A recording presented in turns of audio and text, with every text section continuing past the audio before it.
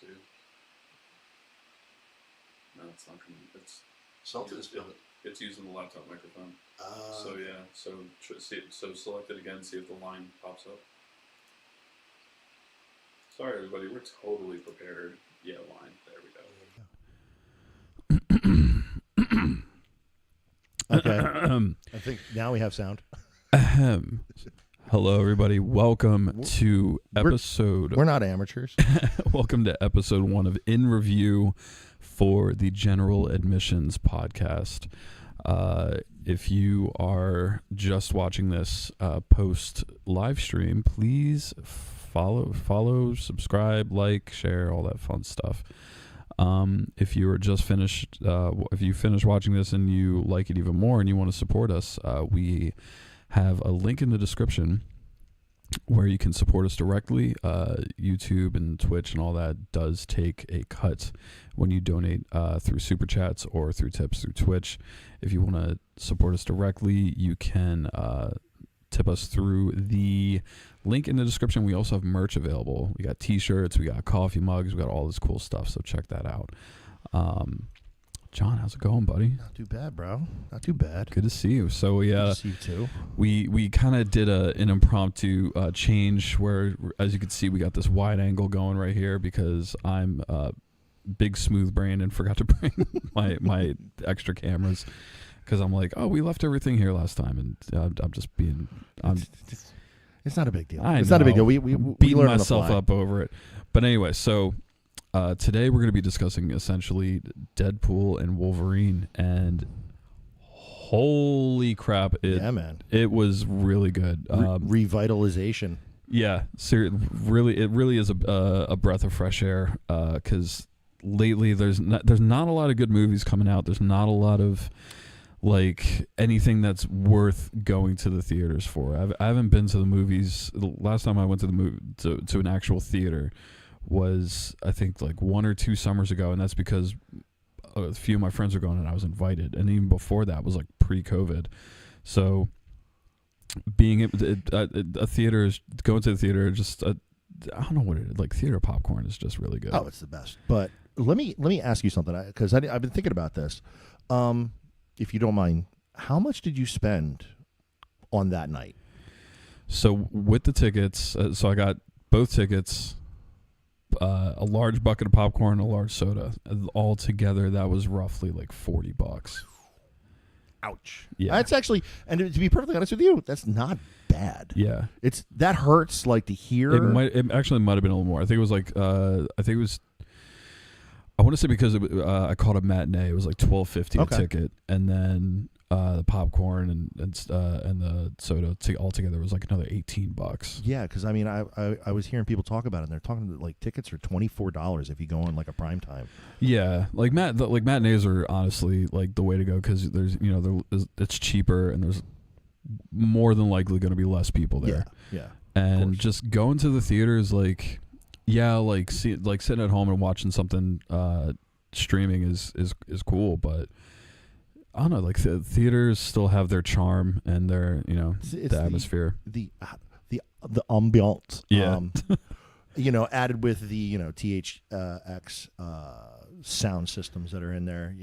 That's one thing you're not replicating. I don't care how much you spend. I mean, unless you go as far as buying a THX system and installing it in your house, and then that room's pretty much dedicated to film anyway. I mean, there's only so much you can do to get that, especially if you don't want to piss off your neighbors. So moving forward, we will be talking about spoilers. So if you haven't seen it yet... Well, I figured we would wait till we get to a section, and then we'll talk about spoilers and give everybody a heads up. Initially, what did you think of the movie? I mean, obviously you said it was good, but... Yeah, I really enjoyed it. I think it was definitely... I think it was well worth the... Sorry, I'm just pulling up the stream right now on my phone. Why does it say YouTube is not? Oh no, okay. The Twitch is still going. YouTube is live. Yeah, we're good. Okay, sorry guys, just making sure you can still see and hear us. So I loved it.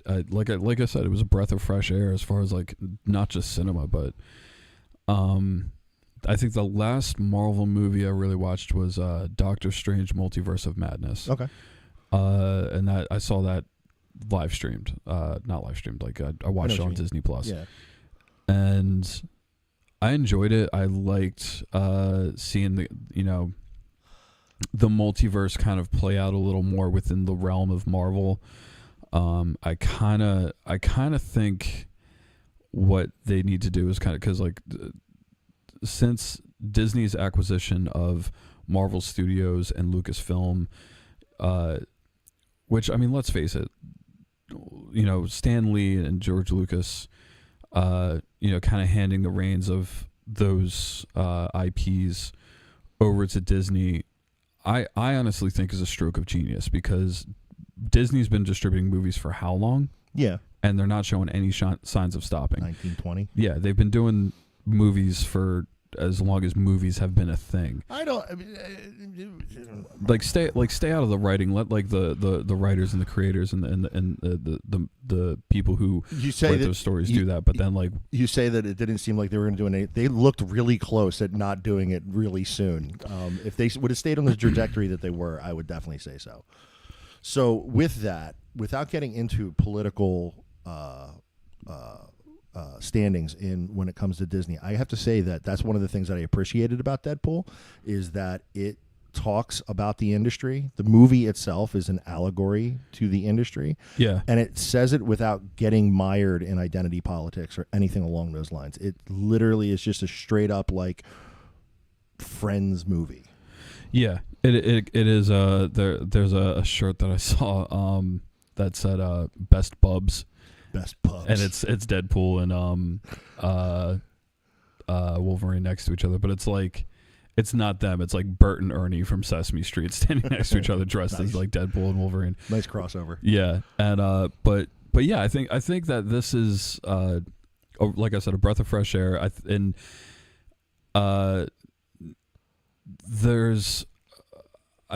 had a thought where, all right, so I'm gonna use for an example the James Bond franchise. Okay. 60 years running. Yeah. Those movies, like aside from like Ian Fleming's books, you have this character that has been portrayed by multiple actors over the decades, and it's still to this day a beloved franchise. It still has and there's no real like, I mean, you could argue at like different points, like, okay, like, what, like chronologically, like where's the start and the finish of the story of James Bond. But there isn't really, there's parts where, like in the newer films, where we find James Bond when he first gets his 00 status, and there's also films as early as like the 60s and 70s where he's kind of like, either freshly a 00 or he's a well-established agent already within MI6. But like regardless, like you have all these characters that like that portray James Bond, but within Marvel, you can still do that and have like, because there's that joke like Hugh Jackman's gonna be doing this till he's fucking 90. Till he's 90. And and he very well could, but like you could, but with the multiverse thing, he could do old Logan eventually. But you could also have, we could have different actors who play him in the long run. Like there was that picture of what was it? Daniel Radcliffe, where he's like jacked, and like people could say he could play like a young Wolverine.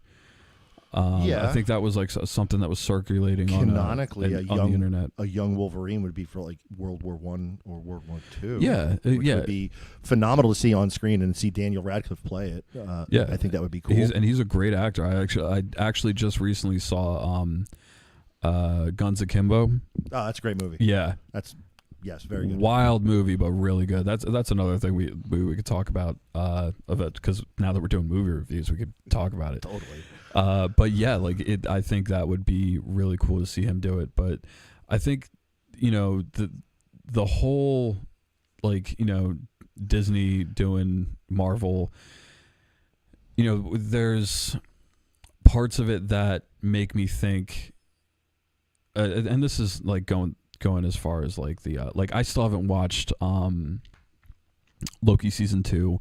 I still haven't watched Samuel Jackson's Secret Wars show, which I plan to eventually, and I think we should, so we can also review that, because I think like things like Marvel and Star Wars, these are big IPs that are obviously, they do very well, and you could. Like, I would like to see, that this, because everybody keeps saying, and of course all the clickbaiters are out there saying that, like, oh, this is it, they did it, we're going to get away from woke Disney. I would like to see Disney and pretty much any studio get back to entertainment. Yeah. Get out of the activism, get back to entertainment. I don't care what you're activist for. I don't care what you're for or against or this or that. I don't care. I don't want to hear what the celebrities behind the scenes are saying about this, or I don't care about that. And I know that sounds really callous, but it's entertainment. It's solely entertainment, and that's why I watch it, is to be entertained. It is, this could be frowned upon, but it's escapist. 100% in nature. But I would like to be able to escape this reality for an hour. Yeah. And be taken back to my childhood for an hour and really enjoy that and walk away from that and relieve that stress and that tension away from that.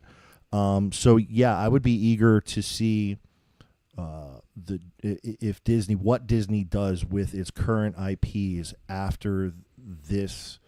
Like, because I legitimately think, a lot of people, I think this is going to be the marker point in the timeline that's going to say, like, okay, this is when things changed. Mm-hmm. This movie definitely is, I think, kind of a kick in the ass for. I mean, how can you not? For not just Disney, but for all of like Hollywood. Like Hugh Jackman's performance in this alone, like, phenomenal, amazing. And Ryan Reynolds, and that's the thing about like Deadpool 1 and 2. Like, Ryan Reynolds is portraying Deadpool, who is a character who kind of, he breaks the fourth wall, and he kind of like, he undermines a lot of things, but at the same time, like, he's a character who is like, at the end of the day, it kind of like Deadpool 1 and 2.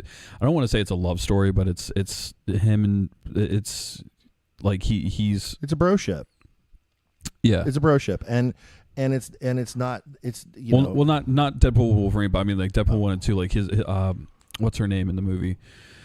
His love interest, Vanessa. Yeah, and how like that's his, like, he's in love with this girl. They get married, and then he finds out he's cancer, and he's like, if there's any way I can make this work, and stay alive so I can be with her, I want to go through it. And that's why he goes through the testing and all that stuff to where he gets the mutant gene and everything.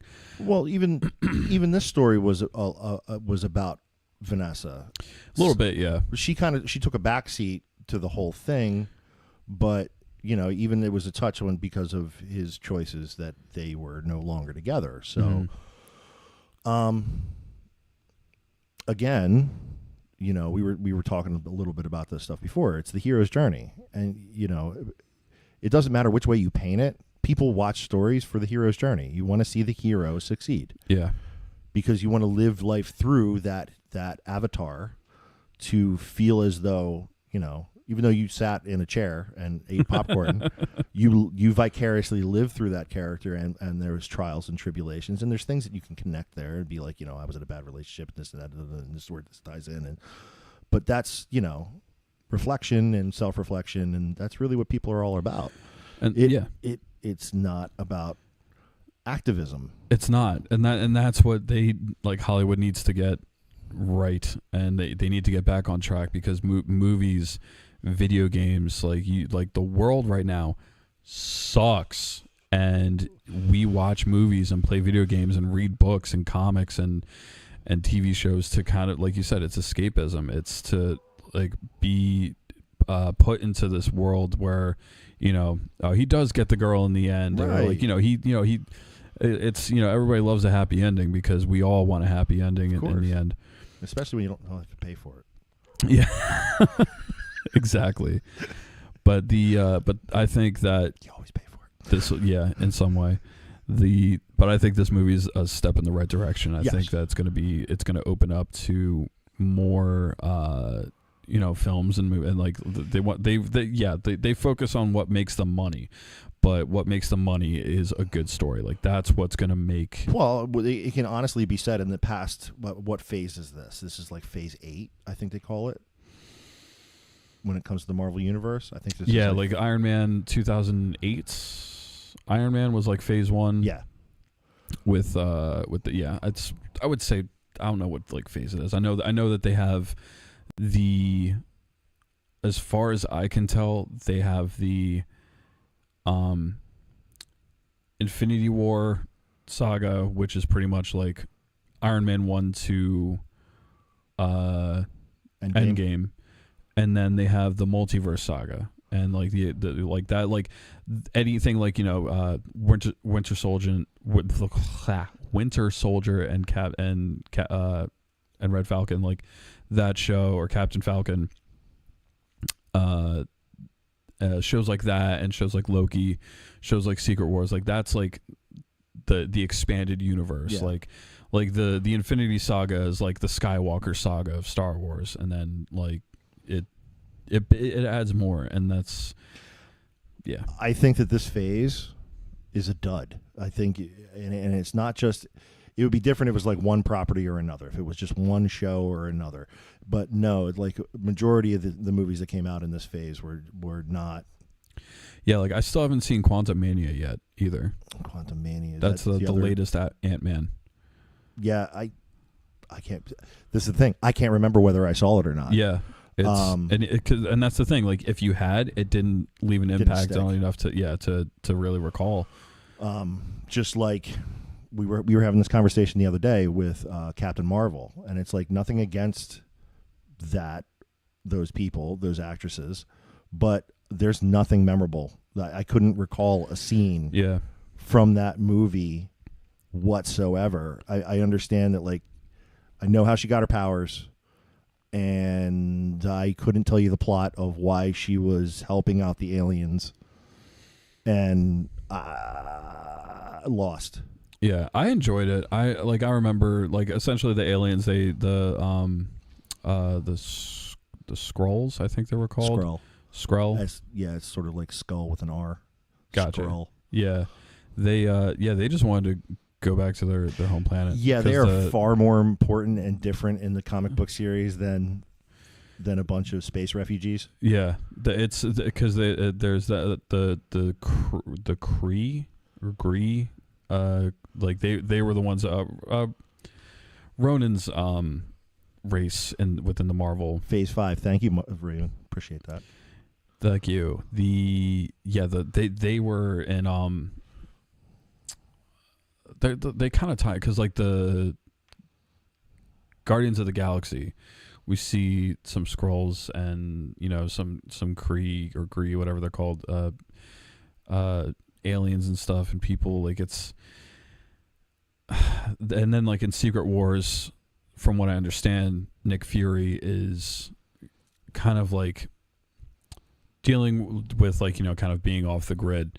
But like still, he helps them out because, like, so from what I understand, I think I saw one of the trailers. Those characters from Captain Marvel reprise their roles. They come back, and I don't know.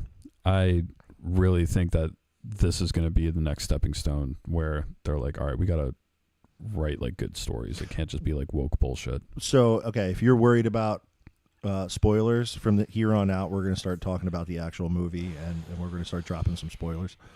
Yes. So one of the first things that I thought was very ironic is that he kept talking about restoring the sacred timeline. Yes.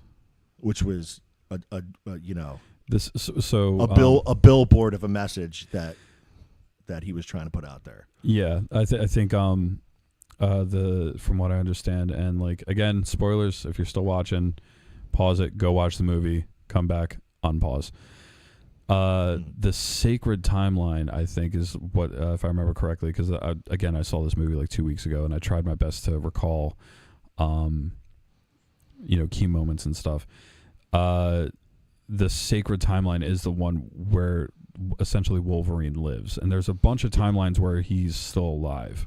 So, but there's also a bunch of timelines where, so like that in the beginning of the film, when Deadpool's like digging up his. So, did you catch the part where, obviously, in the beginning of the film, what's the first thing that he does? He digs up the body. Yes. And then... the skeleton. And then proceeds to symbolically tear that story apart. Yeah.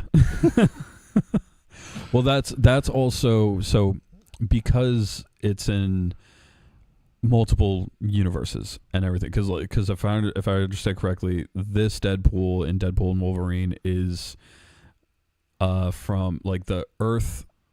I think it was like Earth 600 something 10005. Yeah, 10,005. 616 was the prior movie when him and Cable were going back and forth. Yes, so it's a different Deadpool, but that's also like a different. There's multiple Wolverines that are in that grave with the X made out of sticks on top of it, and then there's multiple Wolverines who survive. There's different timelines and different things that happen in the universe of that movie.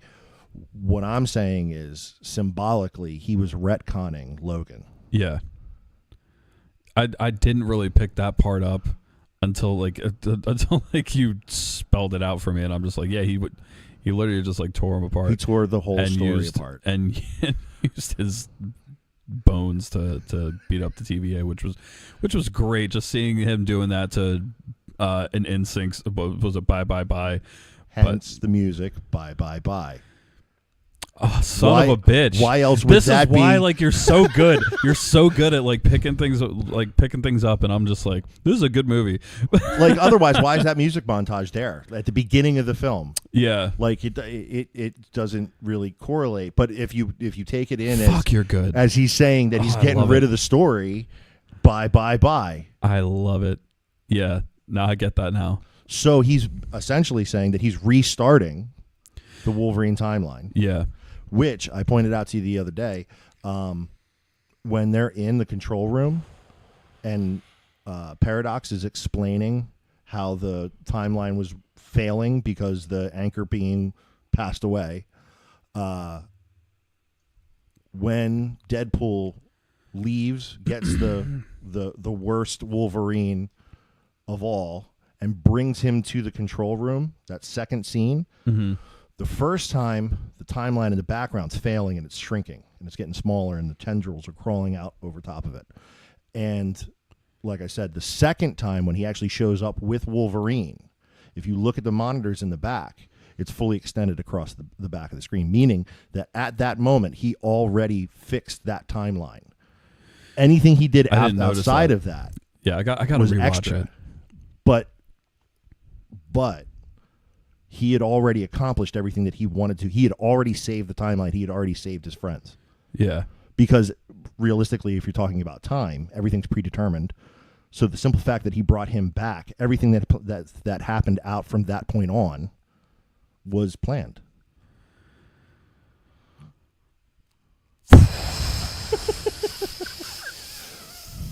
But that's what makes it a good movie. Yeah.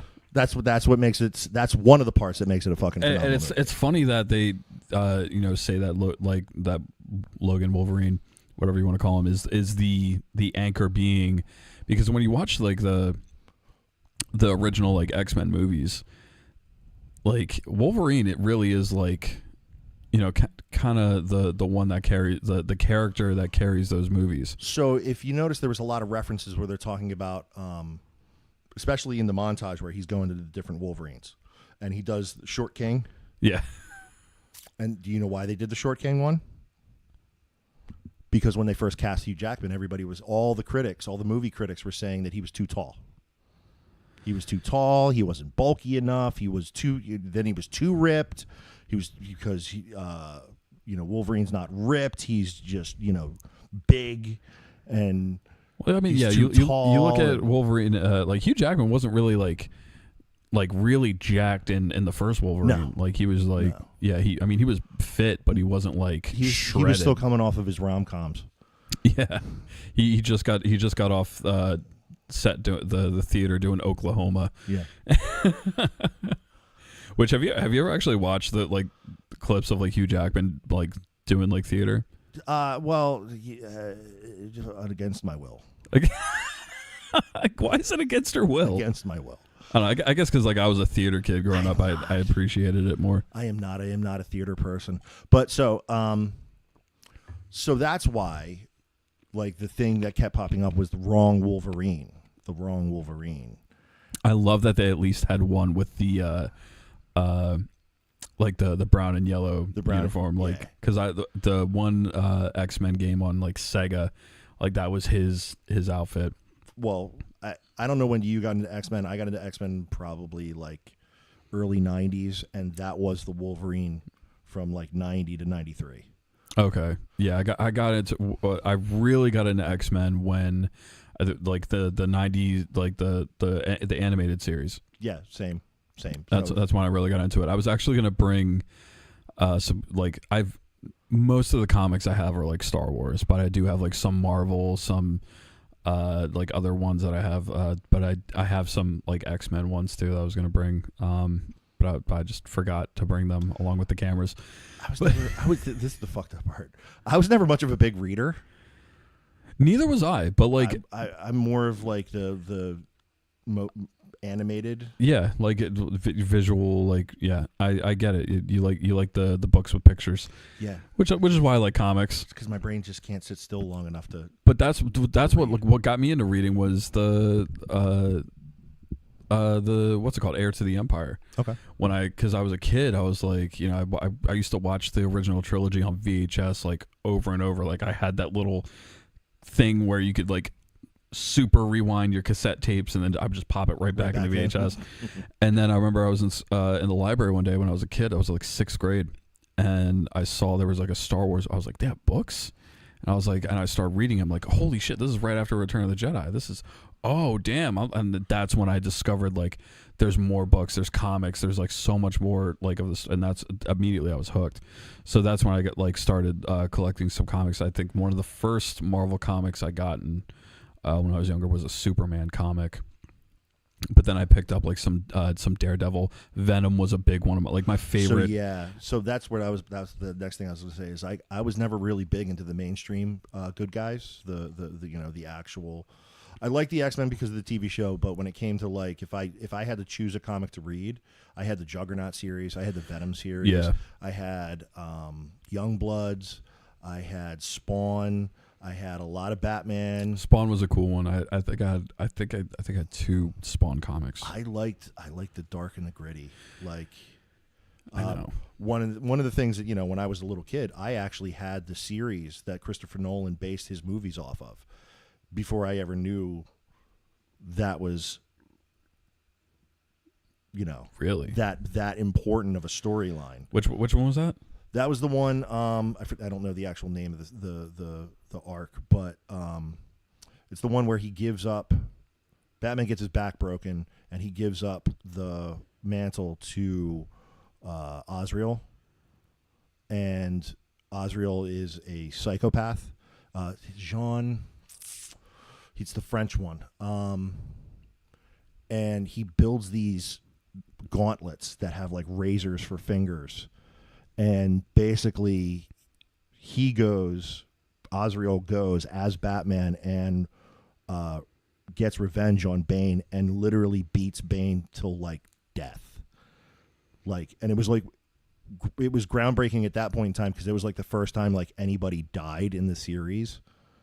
And that's one of Batman's big things is like, you know, like no killing. We'll beat them within an inch of their life, but we're not going to kill anybody. Azrael was so nuts that he went off on Bane and he got his ass kicked. He got his ass kicked because Bane's no joke. But yeah, he ended up going like ape shit on Bane. And I love Tom Hardy's Bane. I don't know the actor who played him in Tim Burton's, but I liked that one was pretty like accurate to the character. And then like when they cut the tubes from like, you know, going to the back of his head. He like shrinks down to like a regular like size guy. He's not like jacked anymore. But yeah, Tom Hardy's Bane was good. I like. Well, that's one of the things that I really appreciated about the Dark Knight series is that it was almost as if like these were all humans. John's dark side. Yeah, he's always been the dark brooding. I can't help it. That's a story for another time. But I've always loved anti-heroes. Like I like my superheroes, but like when I was younger, like for some reason I just gravitated towards Venom. And well, yes, and that's why I resonate with Wolverine, because he was sort of the outcast even in the group. Like, you know, the group treated him as a part of the team, but he was so bristly and, you know, aggressive that and they touch on that in Wolverine and Deadpool, where he says, I couldn't have them believing that I wanted to be here. Yeah, I do remember that part. And that was an amazing callback to the show. That was like, wow, like they really got this character well. Yeah, Wolverine's kind of always been like the, you know, like all the X-Men are like, we're gonna go do this, and he's just smoking a cigar, drinking his scotch, like, well, I'm not gonna. I mean, he was never gonna back down from a fight, but he was just sort of like, yeah, you do your own thing. Yeah, he's like, I'll do the mission, but I'll do it my way, kind of guy. And he saw them all as squares because they were all Xavier's pets to him. Yeah, and where, you know, Scott would suck up to Xavier all the time, you know, Wolverine wasn't into that. Logan wasn't into that. Yeah. He wasn't going to be a teacher's pet. He wasn't going to, and that's matter of fact, he wasn't going to kiss ass. That's exactly what he used to call Cyclops, was teacher's pet. But in reality, just like they said in the movie, you know, your brother meant a lot to me. And because Xavier is probably the only person in the series other than Jean that your brother, meaning when he's talking to Cassandra Nova. Yeah. Other than Jean was the only other person that understood him. Notice that it took two highly powerful psychics to actually understand Wolverine. And that says a lot. And that was another, like, I think that was a missed opportunity, because like I know that there was different scripts that were pitched first before Deadpool and Wolverine was actually greenlit and you know, they began production. But I wonder if there was actually any parts where Jean Grey actually like shows up, and you know, her and Wolverine kind of like, Wolverine sees her and kind of has like a moment of vulnerability. Or I never understood why they went with the Dark Phoenix. Like, that was one of those things where it's like it's sort of a dead stop when it comes to storylines. Like, yeah, because, you know, canonically they all die. Everybody dies. Yeah, everybody dies, and I believe Logan's the one who ends up killing Phoenix. Yeah, which he did in 3, Last Stand. I think so. That was I think that was the one. And then they brought her back in the new ones where James McAvoy's playing. What was that series called? Professor X, and Jean Grey was then played by First Class. Yeah, X-Men First Class. I actually really like this, and I really like James McAvoy I like James McAvoy, period. Yeah, dude, him and Split. Yeah, like it. But him awesome performance. You know, it's one of those things that's like, how do you pick up the ball after Sir Patrick? You know, and like, that's a tough one to follow. But James McAvoy was like, yeah, I got this. Yeah, and he nailed it. And I loved. I was a little off put by it when, like, I was like, why does he have hair? And then like later on in it they show, like, you know, how he loses his hair, and I'm like, okay, that makes sense. But like him, even that, like, was it I think it was First Class when they show like the door closing in on the room where Cerebro is, and like he's in the chair with, like, you know, the cue ball cut, like, you know, the shaved head, and I'm like, okay, yeah, that's Xavier. And no, he killed that role. What's his name? Did a great job as Magneto too. I would have loved to see him. Fassbender. Yeah, Michael Fassbender. I would have loved to see him like or like a variant of like there could have been, but that's the thing. Like, you can make so many sequels now. Like that, like this movie opened the door to like so many possibilities where we possibly can get like a Jean Grey and Logan reunion, or have like something where Xavier and Magneto show up at some point, like, because this movie was it wasn't really, to me, like, it didn't feel like a Deadpool 3 or a sequel to Logan. It felt like it kind of felt like its own it kind of felt like a new not like a sequel, but like a new chapter. I think that's actually, I think you're right, and I think that's why it's called Deadpool and Wolverine and not Deadpool 3. Yeah, Deadpool and Wolverine.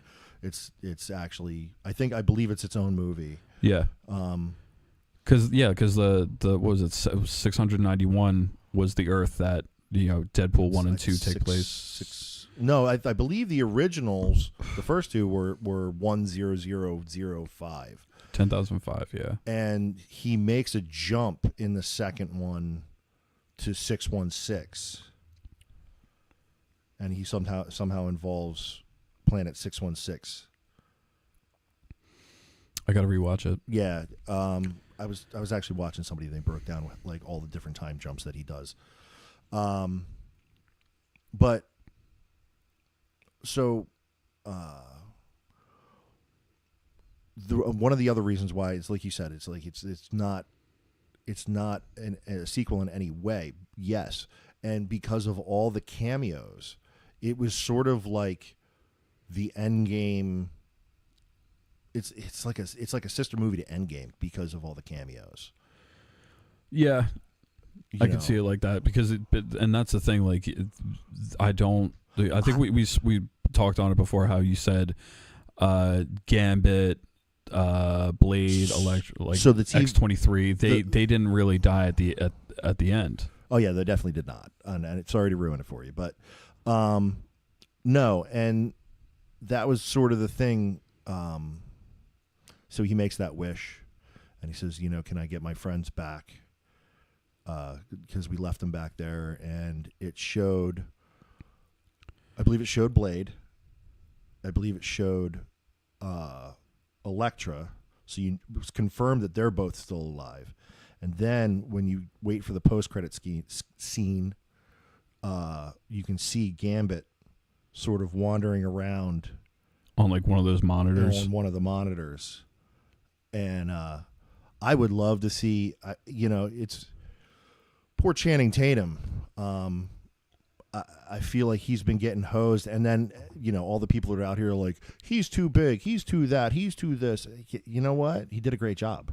Yeah. He did. Bottom line, I don't really care. He did a great job. And he could have gone on and been like, my name's Jeff. Yeah. And everybody, like, her. No, he did a great fucking job. No, yeah. He nailed that like Southern, like New Orleans, like that Cajun accent. Creole. Yeah. Nailed that, which is where Gambit's hails from. It's like, I've seen like some bits where like things where Gambit has like what was it, that one movie, Origins, Wolverine Origins. They have the one guy playing Gambit, and he kind of has like not that thick of like a Southern accent, but it's more like but this Gambit, Channing Tatum's Gambit, has that more like French, thick, heavy, like part of the Southern drawl. Well, I believe Channing Tatum is actually from Louisiana. I did not know that. Yes, I believe he was born and raised in Louisiana. And also, to do a little bit of a deep dive, not to be that guy, it's like, actually. So the Gambit that Channing Tatum's character is actually based off of is the first appearance Gambit of the comic books, not the skinny Gambit from X-Men, the animated series. Well, yeah, because Gambit's jacked. So the original Gambit is jacked, and I love that he had the staff like that. When he puts his kinetic energy through the staff, I'm like, yes, I loved it. But the way that this guy broke it down by the hairstyle, the coat style, and the broad upper body and the skinny legs, it's literally the first episode, the first series that Gambit is that character is based off of, which I thought was really cool personally. Yeah, I think they nailed the costume, and like when he throws the cards, and it has that like purplish pinkish like energy. Like, oh, dude, I was like this big again. Well, here's one for you. I recognize something. We haven't even they have to do a Gambit movie. They have to do a Gambit movie. Yeah, because we didn't see Gambit's final form. Channing's eyes never lit up. Yeah, which is when he goes into fucking overdrive. Yeah, because his eyes. So he just naturally. He kicked the shit out of everybody. Yeah, and barely broke a sweat. It's like Frieza. This isn't even my final form. Right. We haven't seen the final form of Gambit, and I'm actually excited to see that. Because his eyes in the comics, they're actually like they're blacked out with like that purple like glow to it. Yeah, that's going to be good. But they have to do it because they've been talking about having him. That's the reason he did the cameo as Gambit, is because like there was talks of him possibly doing it, right? Yes. So that realm, like I said, it's an allegory for the industry. That realm is all the characters that were either forgotten about or like they had screenplays or they had announcements, but they died on arrival. And Gambit was one that was actually originally marked to be, I believe, shot in 2014, and it never came true. It never happened. And then it was re-announced that it was going to be shot in 2019, March 13th, the Friday the 13th of March in 2019, which, if you know the time, that's literally two more days and the world just went on lockdown. Yeah, it was March of 2020. Right. And I'm really bummed that they didn't shoot in 2014 because that was before he did Magic Mike. That was before all of those things. And it could have really grossly changed his career. Yeah. But then, because, I think... Or maybe not, because maybe 2014 was Magic Mike, but go ahead.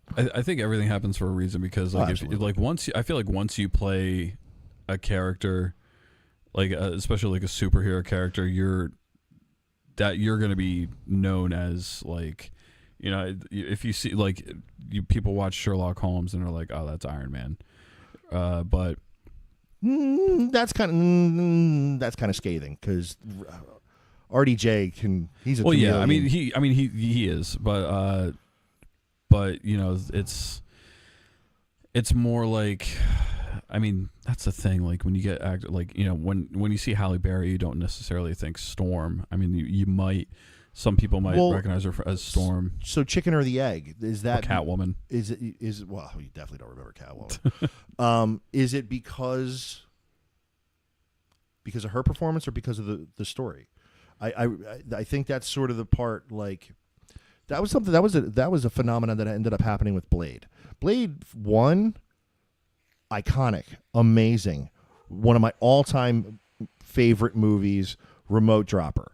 Like, it doesn't matter what part of the movie that's on. If I run across it on TV, I'm dropping and I'm watching. Yeah.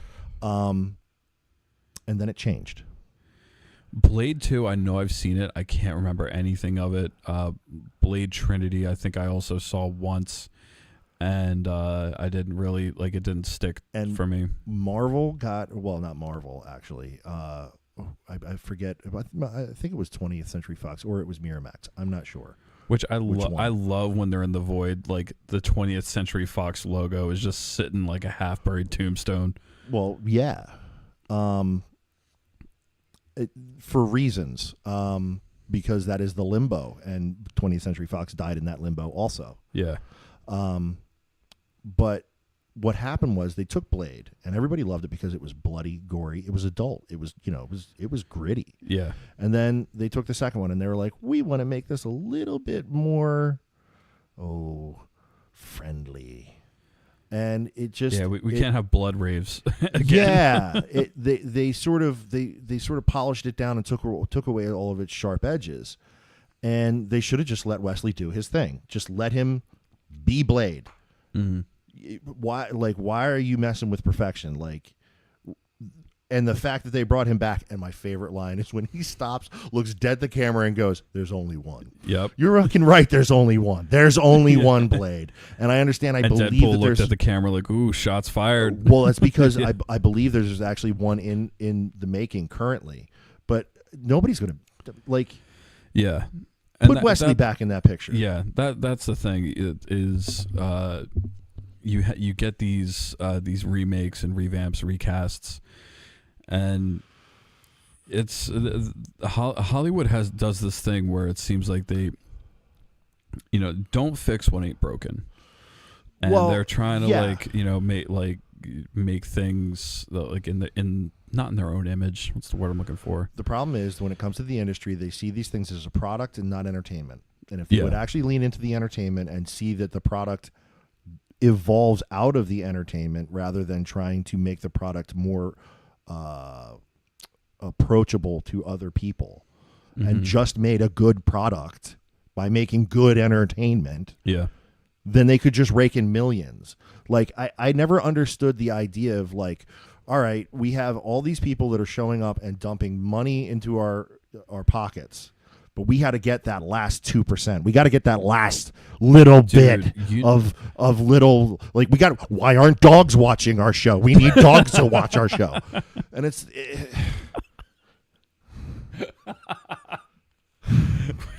we need to make a movie for cats. Let's make cats. Like... Let's take the Broadway. Do I think that there's people that are going to go out there and bring their fucking cat to the movie theater? Yeah, probably, but it's going to be like it's going to be negligible.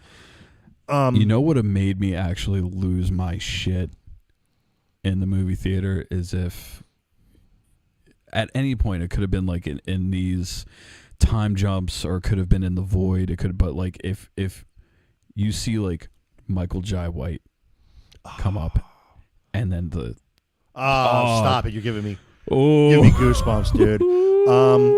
There is talks of they are going to do another Spawn.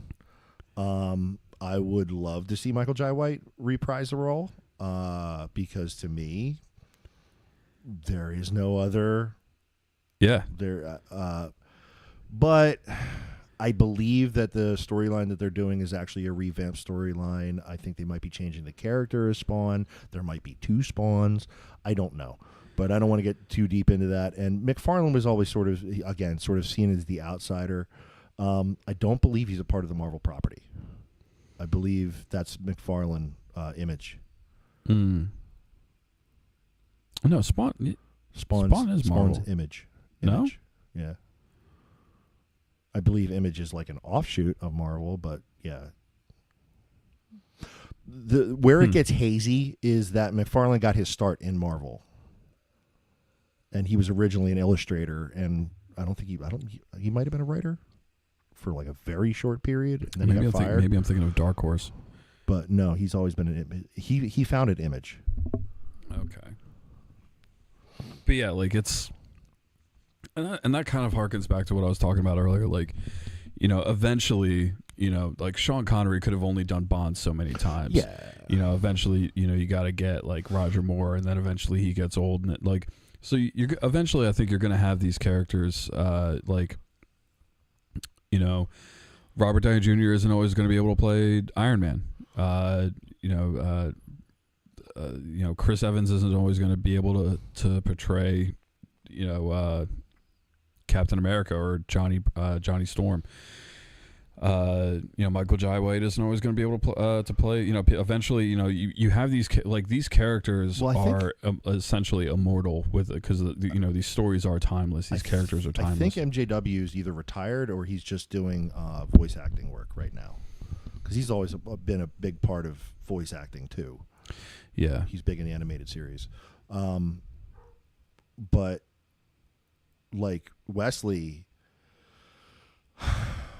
After his stint, he's been struggling to get work, and I think that's an absolute crime because he's a phenomenal talent. Mm-hmm. Was he hard to work with back in the day? Yeah, but like, give the man a shot. He deserves it. how many actors have been hard to work with and still work? You know, it's Christian Bale's supposed to be a pain in the ass to work with, but that's just because he wants to put out a good product. Daniel Day-Lewis is a pain in the ass to work with, but Oscar winner, like several time Oscar winner, like you know, and then there's the other side of it, which is like Jim Carrey, who is a pain in the ass to work with, and his stuff can be good. Yeah, it's God. What was the last movie he did? It was actually like some drama thing, Dark Crimes. It was like crimes based on. Oh no, I'm sorry. His most recent thing was Sonic 2. That's right. Yeah, he actually came out of retirement for that one. Yeah, that's right. Because before the Sonic movies, he was retired. He was retired. Yeah, because I remember there was times when like you'd see clips of him just kind of either going onto a talk show or he was like on the red carpet, like that one where he's on the red carpet and just saying like, "This is all pointless." Yeah, I actually just watched that whole thing, and he's like, "Jim Carrey doesn't exist." Yeah. Like, all right, I'm glad you had a spiritual awakening, but it sounds like you like devolved into like nihilism. Yeah. And which I grew up with Jim Carrey. I love Jim Carrey. I have nothing but love and respect for the man. Like I to this day still quote like Ace Ventura quotes and like The Mask, and I grew up with those movies. Did you ever see Twice Bitten? I have not. Twice Bitten. I'll have to look that one up. That was an early career movie where he played a vampire. What? Yeah. Jim Carrey played a vampire? Uh-huh. Now I have to see this. But getting back to Deadpool and Wolverine, God, we do this so much.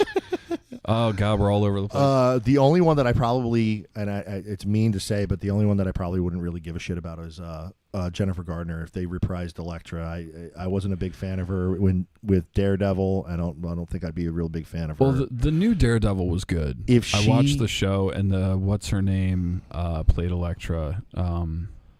She's in House of Dragon now. I forget the name of the character she plays. But there was another woman who played Elektra that is like, because Elektra was a part of the Black Hand. Are we talking about the TV series? The TV series. Which one? Daredevil or well, she was in Daredevil and The Defenders. Which I don't know if you ever watched the Defenders or any of those shows that like link together, because they kind of did the same thing where like they did Daredevil and then in Daredevil Elektra is there, and then they did Jessica Jones, Cage. I remember Jessica Jones, Luke Cage, and then Iron Fist, and then the Defenders was like all four of them teaming up to take down the Black Hand. Which I like those ones because it's not like the Avengers where it's these like super huge. Did that really well. That whole like separate TV shows, and then they all came together for like a big season event. Okay, who?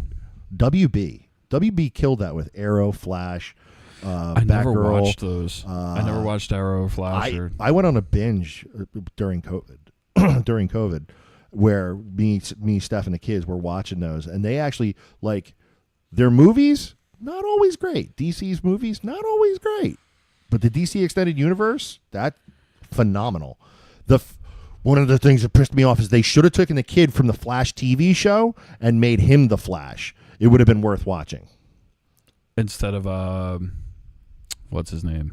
Doesn't matter. Doesn't matter. Yeah, but instead of the guy who's playing him in the movies. Yeah, that's the thing. Like I think you got to have consistency when it comes to, because it's like, oh, I watched the show, I love the show, and now he's in the movie with like the Justice League. Yeah, I agree with that. I watched the new, and he's not a bad actor. Like that's the part that like if you were smart enough, WB, if you're listening, take the kid that you spent a fortune on investing into a 13-season TV show and put him in the movie. Mm-hmm. Put him in the movie, because you're going to bring that entire audience that was dedicated to those 13 seasons to watch the movie. It's a lot of seasons. Instead of bringing some idiot who does nothing but drag on production and cause problems and is a pain to work with, which makes no sense, because why would you even put up with that? Because he's not that great of an actor. Whatever. And then ruin it. Throw it the fuck away. Throw it away. Your last chance with Michael Keaton as Batman. Like you were going to, you had the opportunity to bring everybody who was a fan of that Batman all the way up to this one, and you just, box office flop. Good job. Yeah, that's another thing. I really think they gotta do a Batman Beyond with Michael Keaton. They if they keep up the trajectory that they're on, they're never going to get to the chance to even greenlight that. And I watched that new Flash movie, and it was cool seeing Michael Keaton, and it was interesting seeing like Supergirl.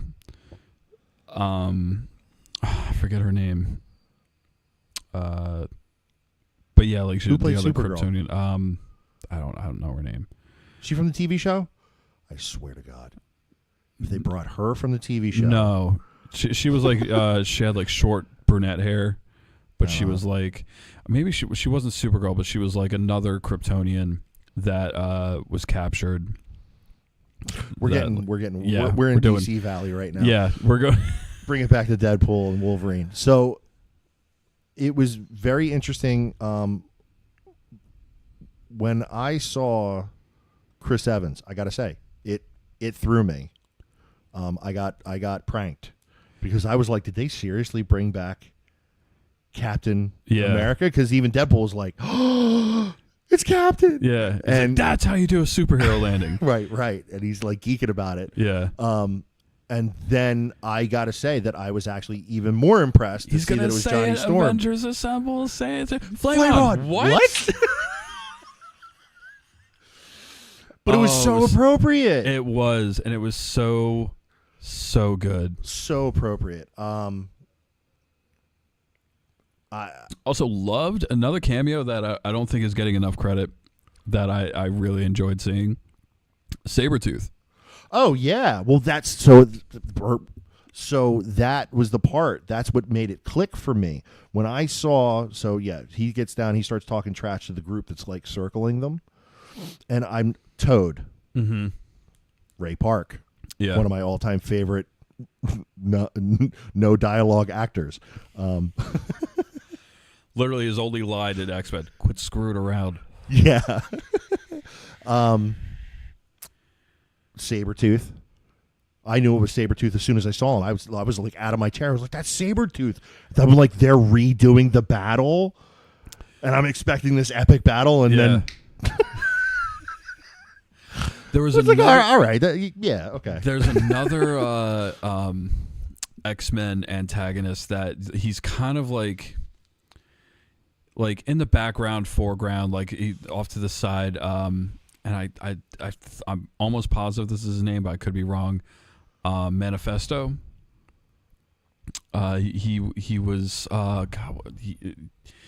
in the comics. Mephisto? Is that his name? The Red Devil guy. No. Nightcrawler. No, Nightcrawler's blue. That's what I thought.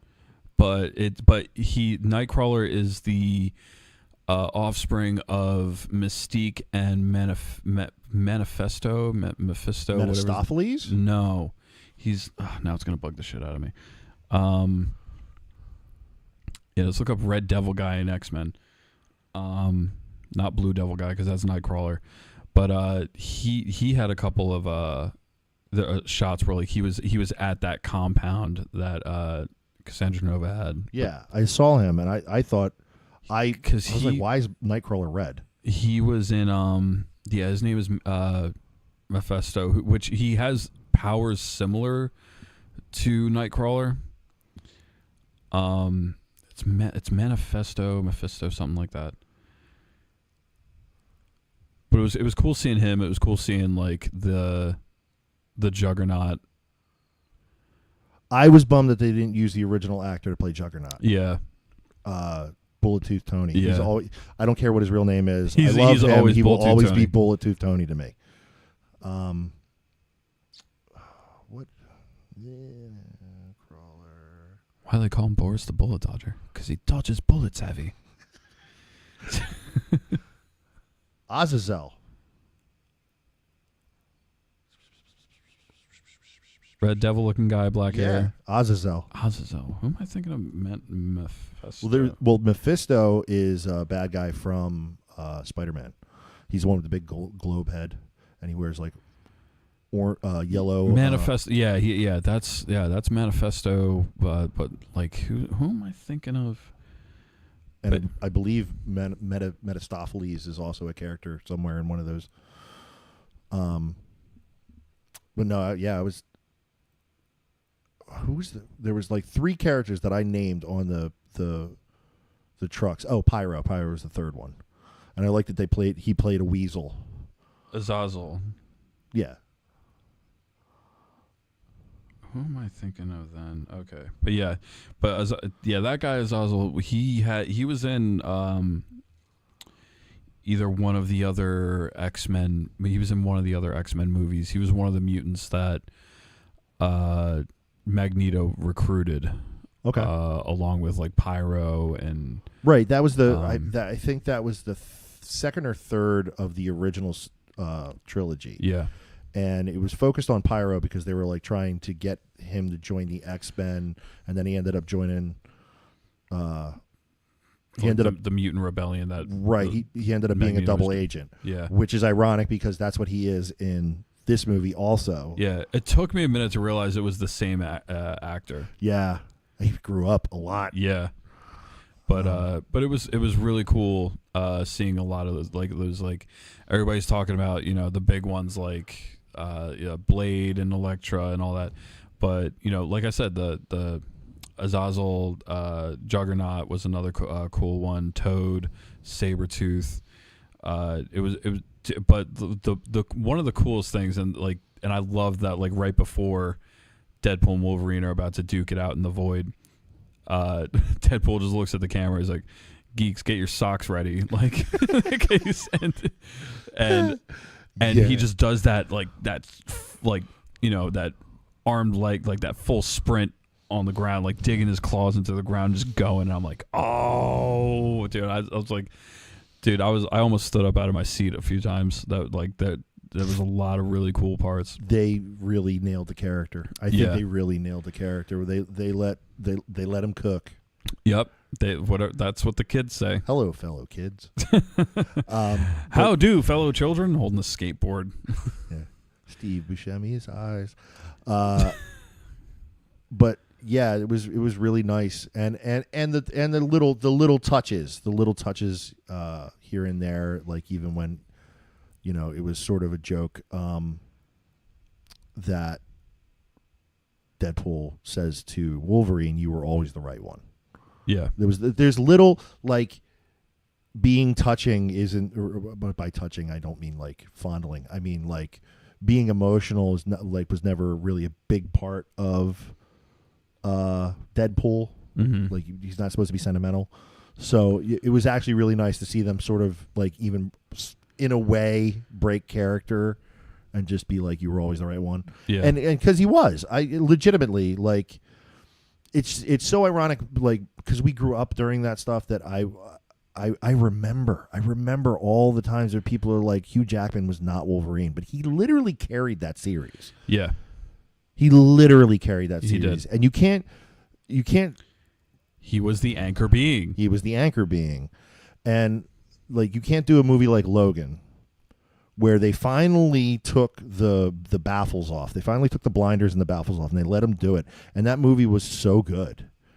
But again, it was the same sort of situation with like 20th Century Fox, where it was such a deviation from the actual story that it wasn't a part of the story. It wasn't a part of the actual timeline. Mm-hmm. And also, ironically, they touched on that when Deadpool is looking. He's doing the montage. And everybody, when I heard about Logan, the movie Logan, everybody was talking about the comic book series Old Man Logan, which came out after my comic book reading years. And everybody kept saying like, "Oh, it's going to be that storyline. It's going to be that story. It's going to be old Logan." And it wasn't. It was completely its own standalone. And it was a touch on, was X-23 was her name? Yeah. She was X-23. Yeah. Which is another separate timeline because she becomes Lady Deathstroke. That's I was actually just going to bring that up. It would another one of those, like, because the Void is pretty much where all these characters go when they kind of get, like the Void to me in my mind is like the cutting board floor, essentially, of yes. And it would have been cool to see the Lady Deathstroke where like it came out of her fingertips. Was it Origins or I forget which Wolverine movie it was, but like that character where it's like I forget the character's name, but it's like the Asian lady who portrayed her. That was Lady Deathstroke. Wolverine Origins is the one where he goes up against the Silver Samurai, the giant samurai robot guy. Maybe that was it. I don't know which one I'm thinking of. Because there's one where like, God, yeah. I'm trying to wrap my mind around all the Wolverine movies. But that's the thing. Like Wolverine was such a pivotal character in the X-Men movies that they gave him like how many. There's the one where he fights the Silver Samurai. There's the one where he fights Ryan Reynolds' Deadpool. At the end, where he has like his mouth sewn shut and he fights and they have like the Blob and all these other characters. Well, I think the really confusing part is I believe there's Wolverine Origins and X-Men Origins.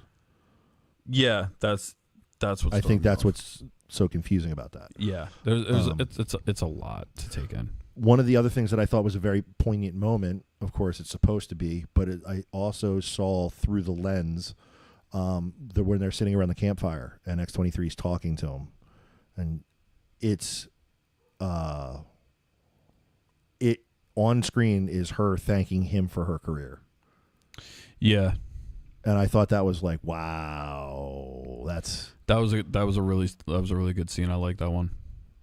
And it kind of like, and that's the thing, like you kind of, and I don't want people to think that like I'm saying that she got that career without her own merit. That's not what I'm saying at all. She got it on her own merit also.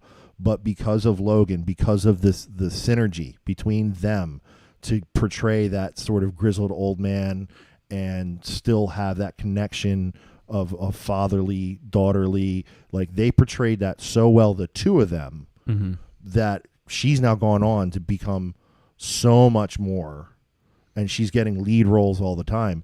There's no doubt in my mind that that's legitimately what she says to him, like, you gave me a life. And like, yeah, because how many times do you see like a child star and it's like they're in like 2 movies and that's it? Yeah, and either that or they, it's you see they become like another like Macaulay Culkin, where they you see these child stars who end up getting involved. Don't do my boy like that. Don't do my boy like that. What? He's the redemption arc of the century. Don't do my boy like that. I'm not knocking him. I mean, if you want to talk about like going down, I'm just saying like what Hollywood does to especially when you have like these kids, these child actors, like Corey Haim. You talk about the Coreys, poor Coreys. Yeah, well, my point exactly. Like Hollywood can really, especially when you're like a young impressionable kid, like it can do a lot to your head.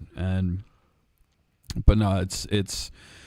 I like that scene because it was, throughout the movie, like this Logan is like, he's beat down, and he kind of, he feels like it's his fault that the X-Men died, and he sees X-23 as this character, which I don't think in his timeline he is introduced to.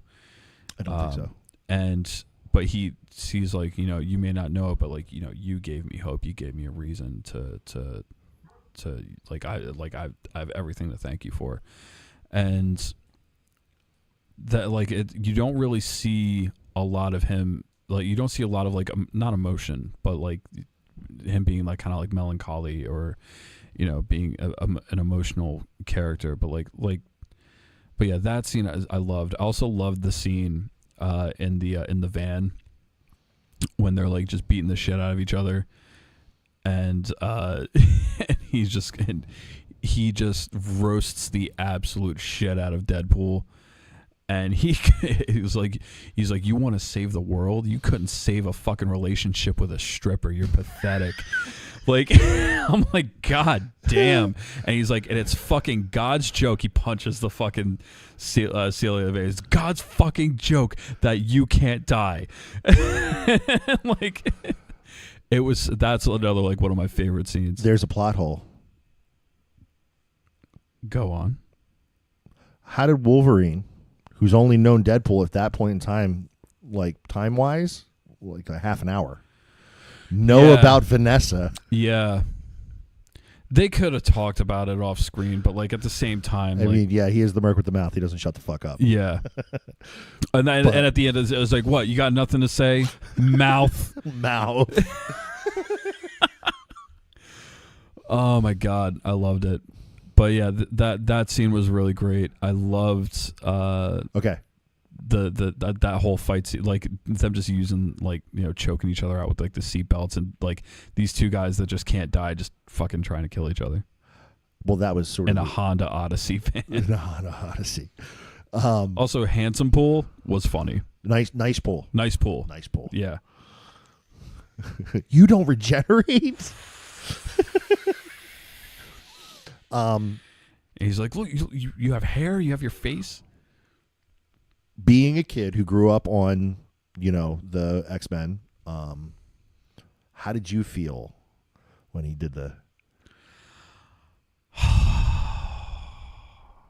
swing? Right? Dude, I had a nerdgasm. It was fucking awesome.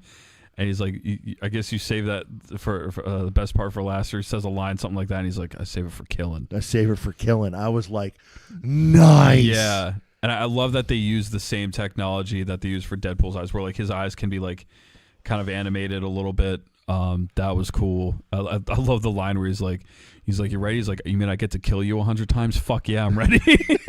And they're about to fight the Deadpool, like all the Deadpool variants, which I think it was funny seeing Lady Pool. You know who she played? Who played her? I don't know, but I have a feeling it was Anya Taylor-Joy. Blake Lively. It was Blake Lively. Oh, okay. So the Lady Pool is Blake Lively. Kid Pool, the one that gives him a ration of shit. That was his son, right? His oldest daughter, or his 11-year-old daughter. Oh, okay. I forget their names. And then the baby is his most recent baby. Makes sense. But my absolute favorite cameo was Cowboy Deadpool. Cowboy Deadpool was a cool one, yeah. Matthew McConaughey. It was Matthew McConaughey? No fucking McConaughey. It had to have been. Yes. Oh my God, that's so great. That's so fucking And then great. just to think about the bus scene, and then, you know, as he like tries to crawl out the top, they grab him, pull him back down. Yeah. That's Matthew McConaughey. That's fucking great. A little lesser known. My dad would actually know this one because he was really big into Ryan Reynolds' show Wrexham. So you know that Ryan Reynolds owns a football team? I heard about that, yes. So he took his star player and put him in the movie too. Okay, and cool. He was the Welsh Deadpool because the football team is Welsh. Yeah. Who else was the last one? Because I knew most of them. I love how when Tim Pool showed up, everybody's like, yes! Because like, or what's his name? Peter Pool. Yeah, Peter Pool. And he's just, and all the Deadpools are like, yes, we love Peter. Yeah. We've got one of him in every multiverse. Yeah. You get why he's called Peter Pool, right? Why? What was the standout piece of his anatomy?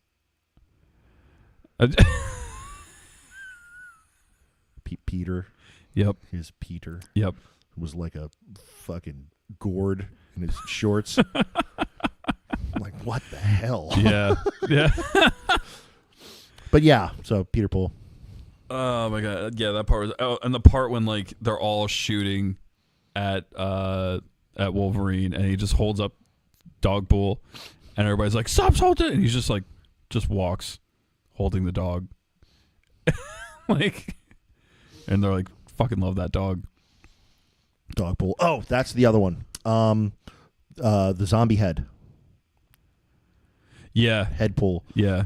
That was Fillion, the guy from Serenity, the Castle, the Rookie. Michael Fillion.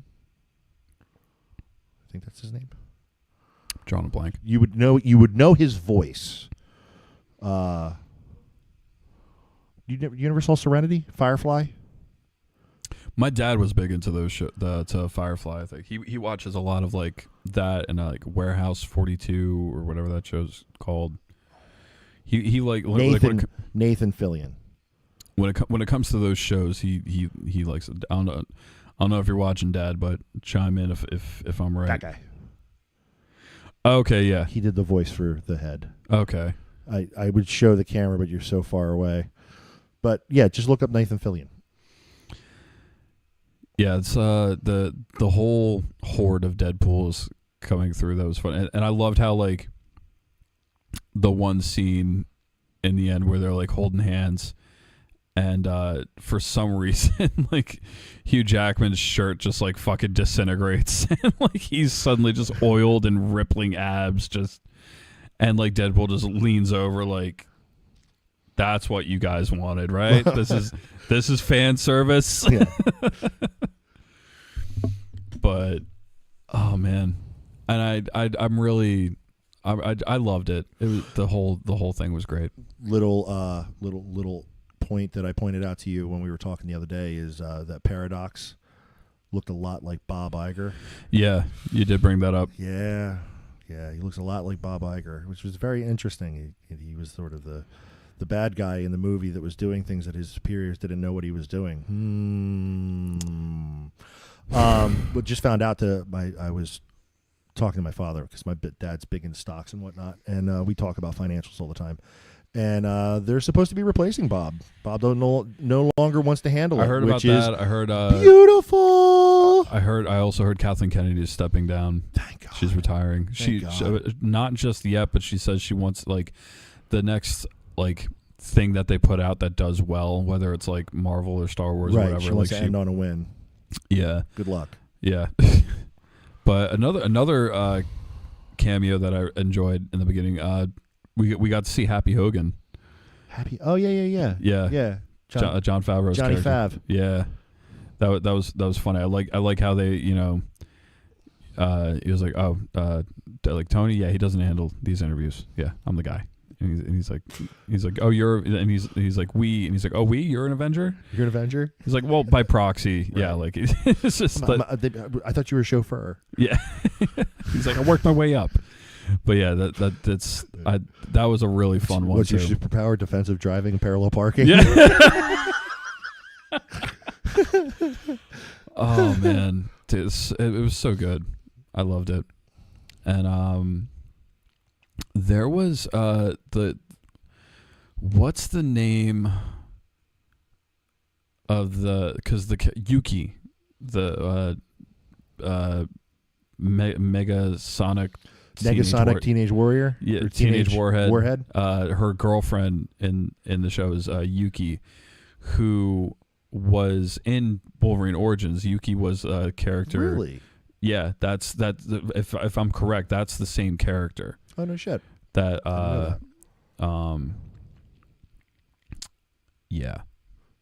I don't think it's the same actress, but it's hair. Yeah. Yeah. She like recruits Yuki, you're so fine. Hey Yuki, you're so fine. You're so fine. Hey Yuki. Yeah, because in Wolverine Origins, she finds him and like kind of recruits him, not recruits him, but like tells him like, hey, like come to Japan. This guy that you saved from, when that warhead dropped or whatever, he wants to meet you. And then like you find out he wants to take his powers so he can live forever. But yeah, I think if I remember correctly, that's supposed to be the same character. Interesting. I didn't know that. But let's what else? Well, I don't think I really had anything else to. I would like to see what evolves out of this. I personally would like to see a maybe a fourth chapter of Blade and allow him to rated R that bad boy and and give him the budget that he deserves. That's the thing, man. The Marvel movies, a lot of them, like a lot of kids grew up reading comic books, right? Yeah. Especially like in 50s, 60s, 70s, 80s, 90s. And that's why Marvel spans such a wide variety of character, because kids love superhero movies, kids these days, my daughter loves Spider-Man, and excuse me, but then there's also people who grew up reading the original Spider-Man comics who are dads now or even grandads. Well, ironic that you say that. When I was growing up, my favorite series was this one's hard. I always get them mixed up. I think it's the Incredible Spider-Man.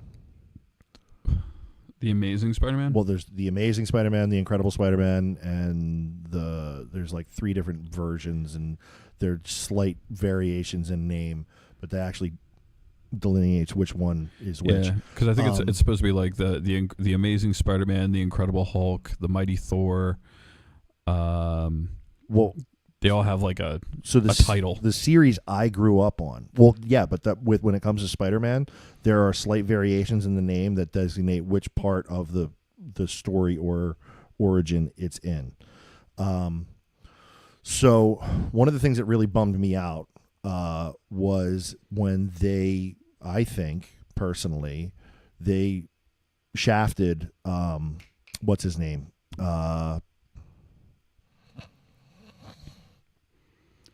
I want to say Griffin, but it's not Griffin. Andrew Garfield? Garfield, thank you.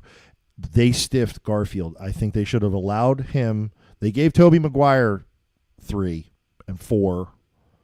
They should give Garfield his. Yeah. And the reason is that's the series that I grew up on when it came to Spider-Man, with not Mary Jane, but with Gwen Stacy. Gwen Stacy. Yeah. And the first graphic novel that I ever owned was The Death of Gwen Stacy.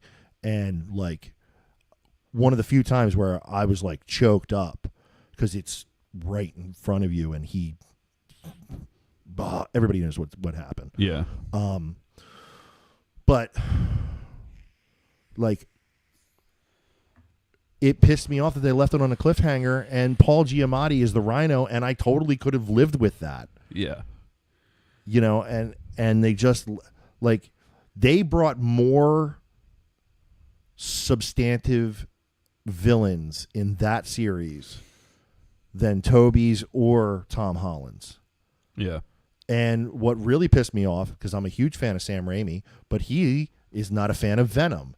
And they brutalized Venom in Tobey Maguire's series. They did, yeah. They turned it into this lackluster, scared. I mean, I know the sound thing is a thing, but they just made him so weak. And Topher Grace is not Brock, bro. He's not Eddie. Sorry, ain't happening. And I grew up on the Venom series, and the Madness, I believe, is the one that really got into it. Where it, I'm not going into that, but to see Venom as this scraggly little skinny thing that really didn't put up a fight, and that's it's nothing against Topher Grace, but I feel like he got served a shit bill of a script, and I'm glad that Tom Hardy is doing what he's doing with it, and I would absolutely love to see Andrew Garfield and Tom Hardy. Carnage. I still have to see that one. So good. Yeah, I loved the first one. It's a little too fast. It could have taken a little bit more time to be baked, but I mean, Woody Harrelson. Yeah, I honestly I couldn't imagine him playing. God, what's the name of the guy that Carnage, the symbiote Carnage, takes over? What the fuck is his name? I forget. I forget off the top of my head too. But I was like, I was like, really, he's him, and like because he shows him at the end of the first one, and it's Woody Harrelson. Yeah, and but that's why I'm like, I was excited to see him portray the character, and that's one of the reasons why like I keep telling myself like I gotta watch it. Wait. I'm not knocking you, but see, this is the thing. A lot of times people will equate their most recent films or the most recent litany of films that a person has done, and forget like where that inspiration originally came from. Natural Born Killers. Woody Harrelson. Yeah, like I know. Yeah, and that's the thing. Like, but because like I can't imagine Woody Harrelson because I've never really seen him portray like a villain or psychopath, or much less an antagonist of any kind, really in the films I've seen him in. Then you definitely got to go back and watch Natural Born Killers because, dude, like you watch that movie and you're going to start realizing that every movie after that, people wrote in some aspect of that character into their stories. He is a sick fuck in that movie. But he's a Southerner, and it's like, yeah, like I understand why they picked him for that movie because of Natural Born Killers. To play Carnage. Gotcha. 100%. Yeah, I was when I saw him that he was playing him, and because one of my I used to love. I don't think I have them anymore in my collection of comics, but like I said, Venom was one of my all-time favorites. Whether it was in the comics, whether it was in the video games, whether it was in the TV shows, like Venom. What like I loved it, and then when I got the comics, I was like, oh, there's other symbiotes there. There's Carnage, there's Anti-Venom, there's God, what was the Antidote? Antidote was one. That was the purple. Because they're like Anti-Venom's white. Venom's right? Venom's black, and Anti-Venom is white. Carnage is red. I forget which like the purple one was, but then there's like some variants where like Venom is actually blue. But I think that was just because of like it's really hard artwork. It's really hard to draw like an all black character all the time. In the comics, yeah. So they especially had like, at night. Yeah. So but yeah, like all the Venom series was like one of my favorites, and I was really excited to see like, oh, we're bringing another what was the one in the symbiote that took over the one guy in the first Venom movie? Rampage? I want to say Wrath. I know it started with an R or had an R because Wrath starts with a W. Riot. But like had the Riot. That's Riot. it. Yeah. Yeah, it was just really cool seeing like those different symbiotes. Like there's I forget what like planet they're from, because there's like a comic where it shows like where they all originate. I want to see Tom Hardy and Andrew Garfield, not Tom Holland. Yeah, I like Tom Holland. I'm not saying he's a bad Spider-Man. He is a good Spider-Man. Tom Holland. So here's my thing. When you have characters like that have these superheroes who play both the superhero and their alternate character, like like Bruce Wayne, Batman, Tony Stark, Iron Man. Like you have these different characters who you're playing, and to me, Tom Holland was a great Peter Parker. He was an okay Spider-Man. I think Andrew Garfield was a better Spider-Man in my opinion. My Spider-Man talks shit the whole time. Yeah, and everything he does is calculated. Yeah, and that's the Spider-Man that I remember. Yeah, trash talking, web shooting. Yep. And that was Andrew Garfield for me. Yeah. Like he did a really good job.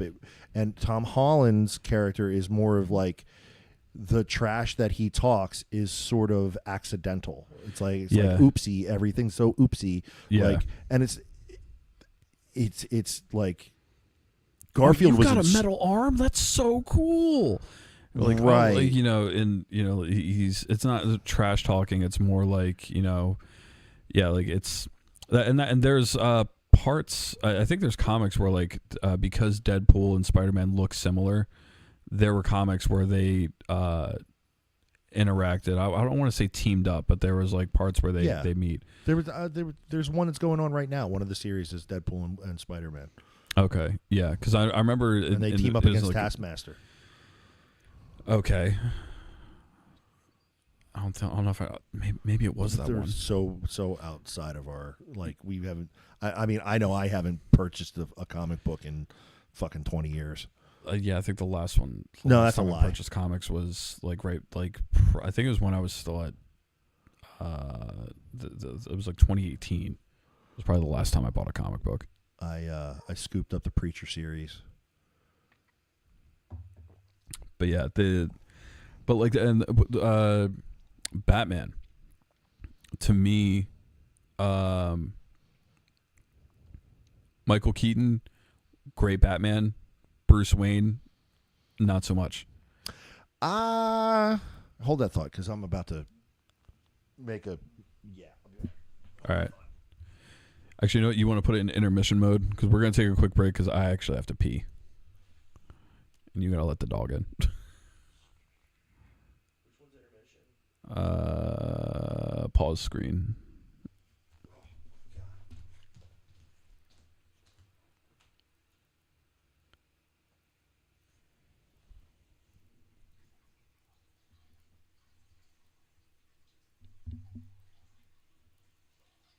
Yeah, I think there's like different dynamics to like Robert Downey Jr., Tony Stark, and Iron Man kills it as both. But like Tony Stark is Iron Man. And then there's like Edward Norton. I think Edward Norton was the best Hulk. Yeah. I was disappointed when he was recast. We'll bring that back up in the show though. I don't know if the pause screen is muted. They can probably hear us, and they probably just heard me pissing. Because my mic picks up everything. Please don't be awake. Please don't be awake.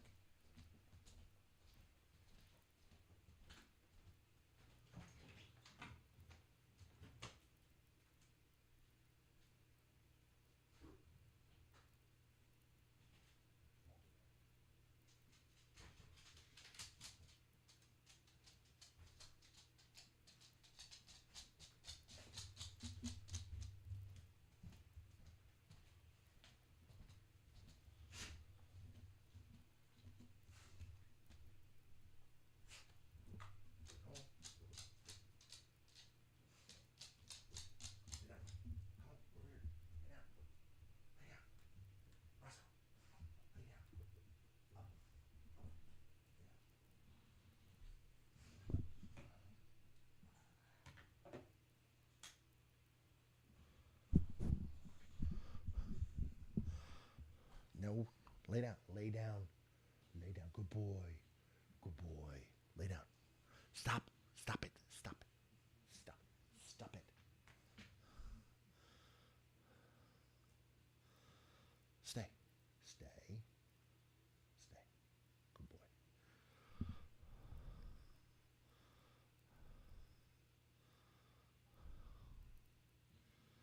Nah. Get your butt back up here. Up. Up. Roscoe. Up. Lay down.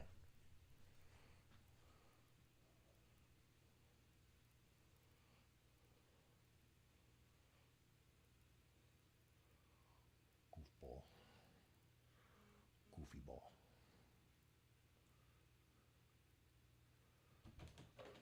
Goofy ball.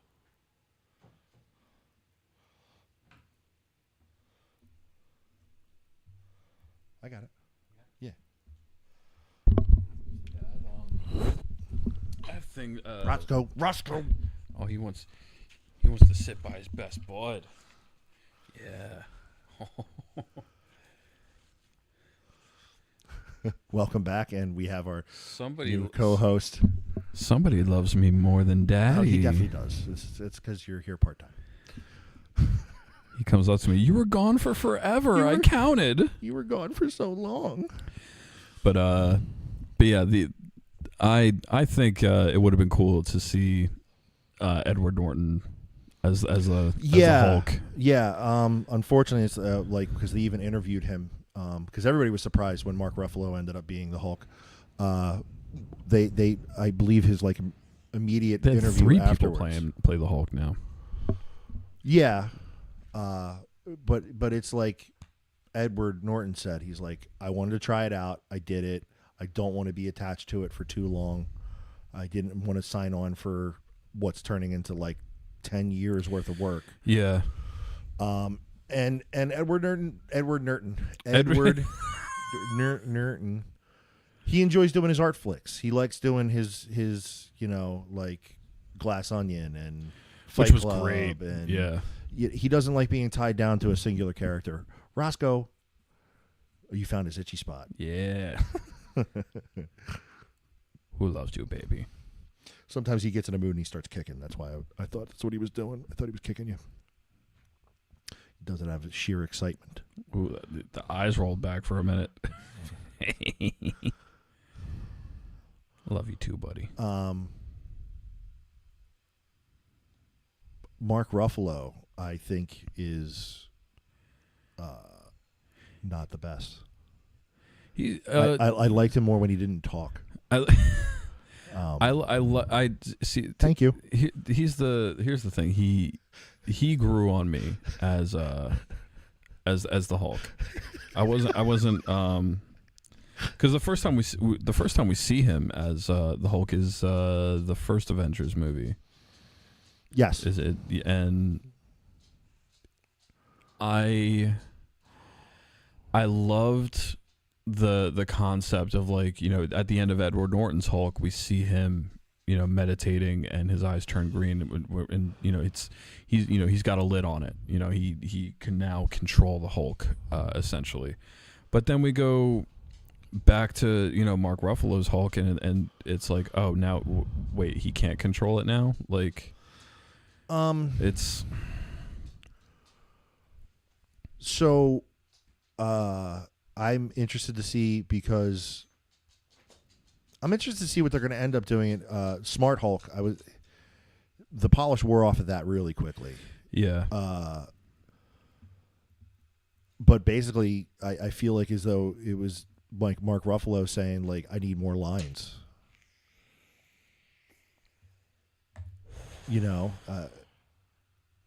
It's like, dude, you're an animated character. Which I like that. Nobody comes to see the movie to see Hulk, do complex physics equations. They want to see Hulk motherfucking smash. Yeah, that's it. You don't. If you ever noticed when they sold the toys that had the Hulk fists, that. I'm sorry you caught me smash debating. Smash debating. Yeah, I was going to make that reference. If you ever notice that those gloves don't come with a piece of chalk and a chalkboard. Yeah. You know what I mean? They make noises that are like brah. Yeah. So yeah, and I do believe that Smart Hulk is canon. Yeah. And because you see Smart Hulk in not only Endgame but also in the She-Hulk series. Mr. Anti-Idiotic, I really want Kitty Pryde to be Tom Holland's. I know that name, and I'm drawing Kitty a blank. Pryde was the girl who could walk through walls.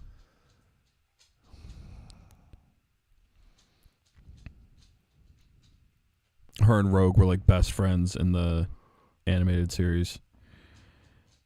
She could pretty much make herself. I hate to say that, I have no idea. I do not know that character at all. Ellen Page played Kitty Pryde. I had no idea. In the later movies, yeah, I forget who she was portrayed in the original X-Men. I guess I should say Elliot now. Yeah. Yeah, I forget who portrayed her in the original, but yeah, Kitty Pryde would have been really cool. She has a dragon. She has a dragon. Who? Kitty Pryde in the show. In the comic book series that I saw, she has a small purple dragon. Interesting. I'm not familiar enough with the character to go one way or another on it, but I guess it would be interesting. Yeah, Kitty Pryde was a cool character because she was like a pretty pivotal character within a pretty pivotal role within the X-Men because she could like phase through walls and solid matter and stuff. Yeah, but see, that's what that character. I remember why like it never. You remember Bullet-Tooth Tony's Juggernaut? Yeah. She was the one who like grabbed him and then phased through the ground into the floor. And the floor. Yeah, gotcha. Yeah. Well, I know why that never really stuck with me because the entire time, I'm like, why do we have that character when we have Nightcrawler? Well, you got a variety of different. Yeah. I get that. Well, I mean, again, it's like which one did they brought back? Jubilee. I feel like they never did her any justice, but at the exact same time, Sparkles. Yeah. I can somehow fly and make fireworks. But yeah, Kitty Pryde would have been a cool we haven't seen it really anything as far as like the MCU with Kitty Pryde. Well, that was sort of what I was getting into with Andrew Garfield is I feel like they were actually dipping into the actual Spider-Verse. Well, you saw No Way Home, right? Yeah. Yeah, where they brought back like all Andrew three Garfield. of them. Yeah. Yeah, that was cool. And I think that like Tobey Maguire I think has hung up his Spidey suit. I feel like Andrew Garfield wouldn't mind stepping back into that role cuz I think they need to do that kid justice. I think he deserves to finish his trilogy personally. Yeah, I love the scene in Spider-Man when he catches the one guy trying to steal a car and he's just like, is that a knife? Oh God, it's a knife. You found my one weakness. It's small knives. And he's just like, webs them, and he's like, "What the hell is it's this thing I make?" It's just like, and then he does it. He puts the webbing on his mouth, and he's just like pokes a hole in it, and he's like, "All right," but yeah, like he talks shit. That's my point. Yeah, that's my point. That was a good one. That was, and like Tobey Maguire was also in the same vein as Tom Holland, where it was sort of like everything was accidental, oopsie. Yeah, and he wasn't a trash talking, web slinging. I love the when the Venom symbiote was on Tobey Maguire's Spider-Man, and like all of a sudden like that Tobey Maguire has like a bad attitude and black eyeliner, and he's just like, I'm a bad boy now. Goth Peter Parker. Yeah. Just dancing down the sidewalk. Because that's that's what you do when you're a goth. Like yeah. Me, I can speak from experience because when I was a kid, I was a goth. But I used to put on my black eyeliner and my knee high boots, and I used flip to your dance hair everywhere and like flip my non-existent hair. Used to goth serve people. Yeah. Which that was I still can see it clear as day in high school with that trench coat. I've known this man since high school, and like high school was like it's not a phase, Mom. It's not a phase. My entire wardrobe's still mostly black. I mean, I gotta wear the dad shorts every once in a while, and I still have things. I go through like, what am I gonna wear today? Black t-shirt, black t-shirt, black t-shirt. I was actually digging around through like my box of old clothes, and I found my old trip pants. No fucking way. Yeah. I was like, why is this heavy? I'm like, oh, I kind of want to wear these. Still got the Jenko jeans. No, I wish I did. Oh my God. If I would have known what Jenkos would have turned into, yeah. The retro Jenko shorts. Retro Jenkos are expensive, man. I had shorts. What an era. What an era, yes. I had shorts, I had long pants, I had several different colors and shapes of, the ones with the piping, the ones without the piping, the trogs on the back. I had all those things. The cyclone shirts, the fucking cyclone shirts. I never wore a cyclone shirt. I had one cyclone shirt back in the day. I don't know what happened to all my oversized T-shirts. I used to have like the really baggy T-shirts. Oh yeah, and it was like Tool and all those different things and all those different bands.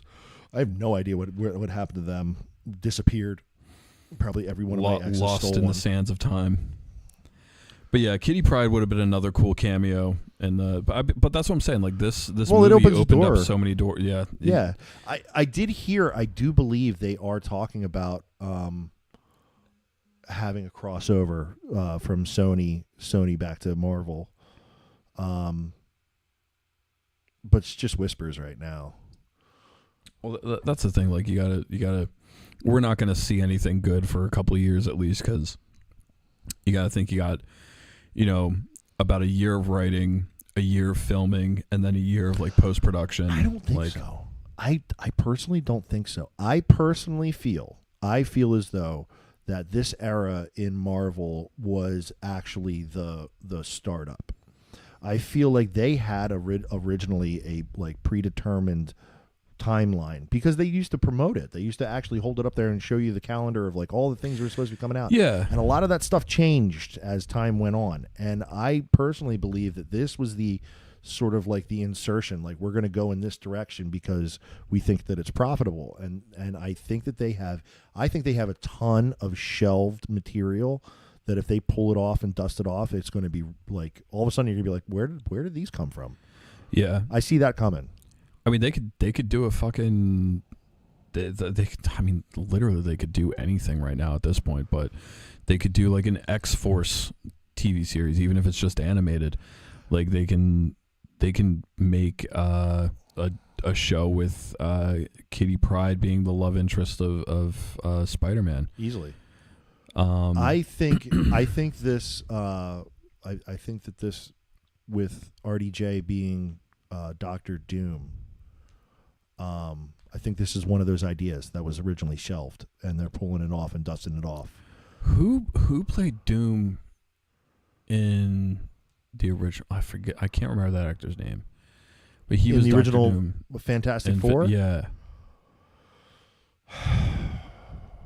I can't remember, but like even like seeing him, because like Dr. Doom was such a really like he was a formidable villain in the comics. And I think that didn't Dr. Doom actually have like I know in the comics they were originally called Infinity Gems or Infinity. It wasn't Infinity Stones, but they called it like Infinity something else. And they had that like shiny look to them. Like they looked like, they didn't look like jagged stone. They actually had like a smooth finish to them. Julian McMahon. That's it. Yeah, he was. He's one of those guys you'd recognize more than you actually know the name. Yeah. He was big part in Nip Tuck. Yeah, I know that was a big show that he was involved in. But yeah, I think Dr. Doom actually had the Infinity Stones at one point, but it was like in the comics where like it was before, because they weren't always called the stones. It was like I think it was gems, and they had like a polished like finish to them. They didn't have like that jagged look to them. You grew up on the X-Men animated series, same as I did. Mm-hmm. And do you remember what that series was actually about? It was pretty much about them fighting. Like Magneto, I think, was like the main antagonist to that story. Right. But they had, they didn't train with those those big robots. Sentinels. The Sentinels. They weren't. They were a product of like Magneto's making, I believe. I don't think they were like the things they really trained in. I think so. And because I remember seeing them in the show as like the things that they had to fight, even like in the video games. You fought them. But like in the movies they put them as like, oh, these are the things we're training against. Like we test our powers out and we fight these in the training simulator.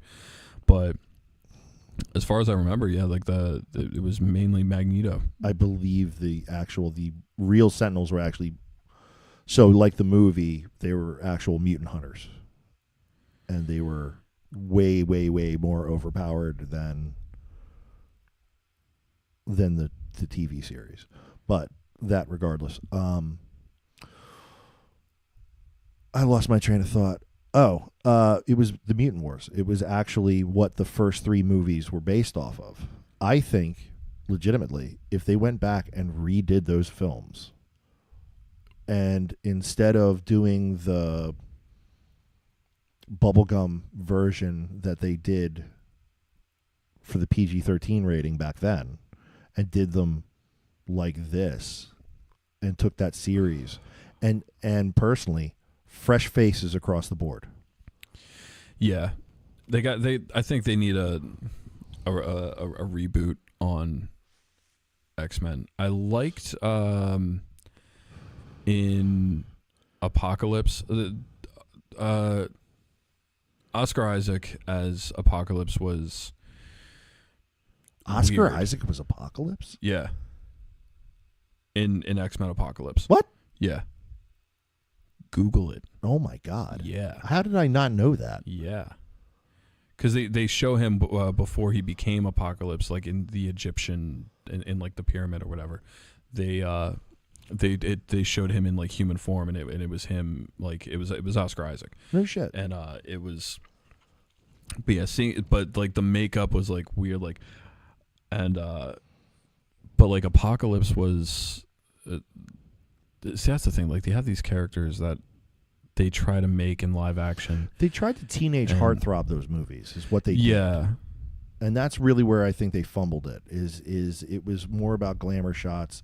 Like the first movie was all about Rogue. Don't get me wrong. I'm a fan of Rogue. I like Rogue. Mm-hmm. But you didn't have to spend the entire movie on what was basically a footnote in the TV show. Yeah. You know? And I believe Rogue ended up like somehow stumbling into being like the main character for the first 2 movies.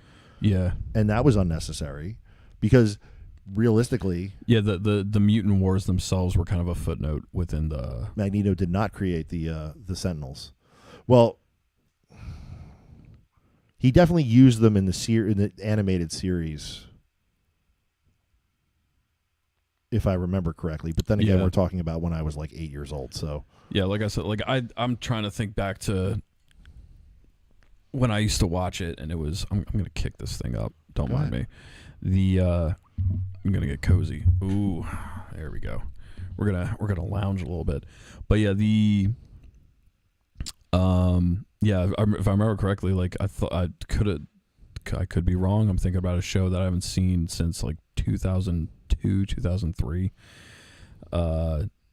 The Sentinels were, as far as I'm concerned, sent from I remember the X-Men fighting them, but not in like training simulations. Like they were actually like, not villains, but they were like obstacles that they had to get through. They were like the putties in Power Rangers. Yeah. I remember they were a dime a dozen. Like every episode they were fighting Sentinels at one point. Yeah. But yeah, but I liked what's her name portraying Storm in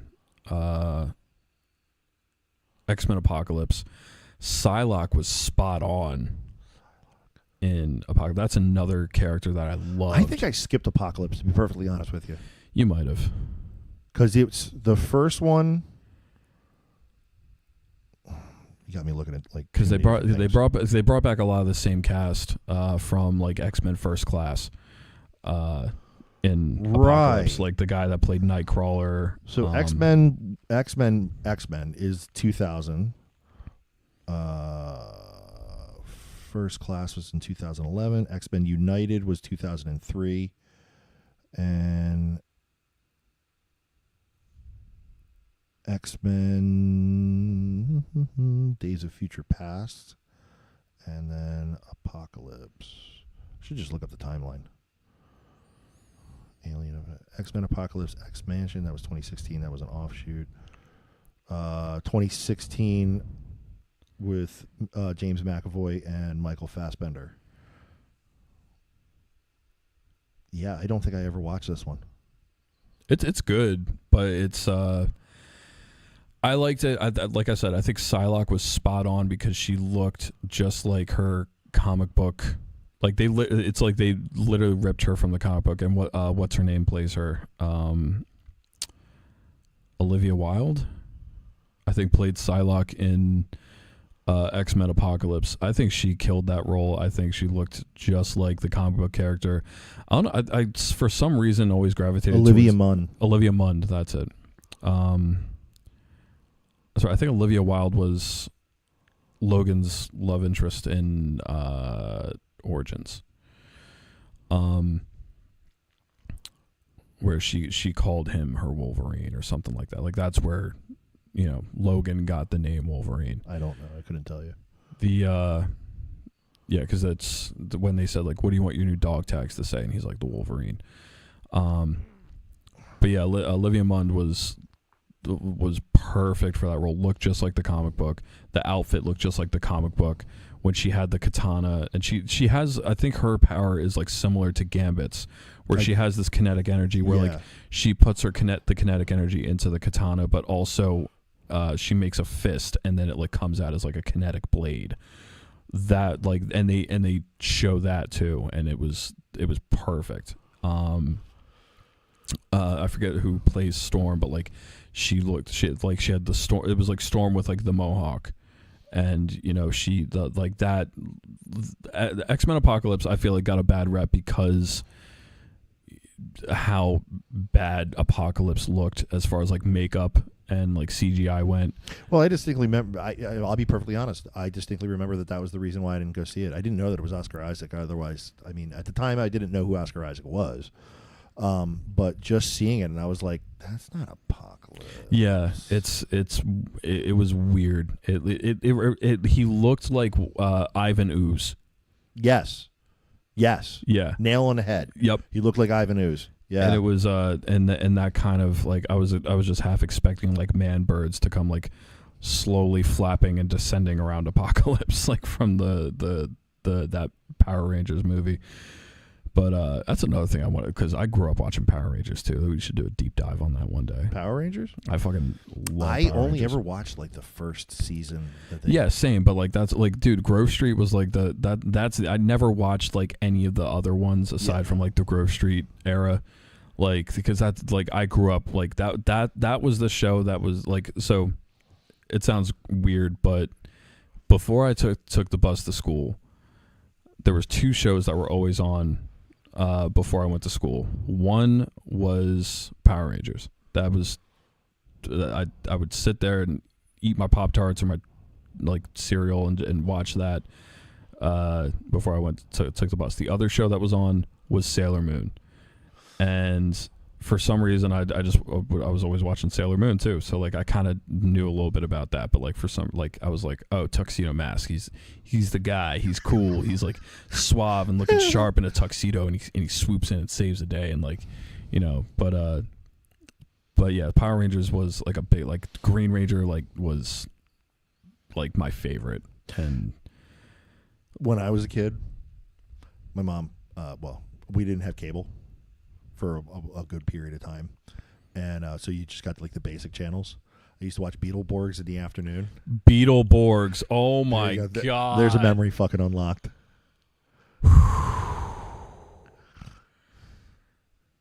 Terrible, but like so bad that it's good. Oh my god, the fucking Power Rangers knockoff. And then there was another one that was an anime that they redid, and they were redubbing it, and I used to catch that.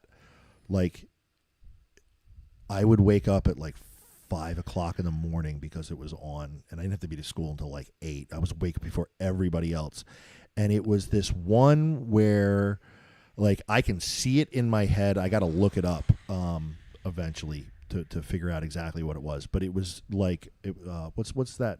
What's the one with the giant robot? Voltron.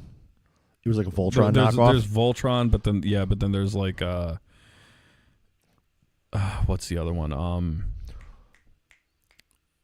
I might be thinking of something. Ultraman. No, it's not Ultraman. So like it might have been Voltron. It was animated, so it was like Voltron. Yeah. But it was same deal, same story. They all had like white and a different color, and they all had like power vehicles. Yeah. And I can't remember the name of it. It is pissing me off. It was actually a great show, but for whatever reason, it would only come on like before the sun came up. Yeah, there was that. Yeah, Power Rangers, Sailor Moon was a big one for me. Another big one that was almost always on when I got home from school was Ronin Warriors. That's it. That's the one. Ronin Warriors. Ronin Warriors was like it was like Gundam, but like it was like not actual like mechas, but it was like they had one guy had like the Trident, like like one guy had katanas, another guy had like the Trident, another guy had, it was like Ninja Turtles and Gundam and Power Rangers had like a fucked up flipper baby, and that's what became Ronin Warriors was awesome. It was awesome, and for whatever reason, and I guess in my area, I guess because I didn't have cable, they would show that at the ass crack before the sun came up. And maybe that was on before I went to school.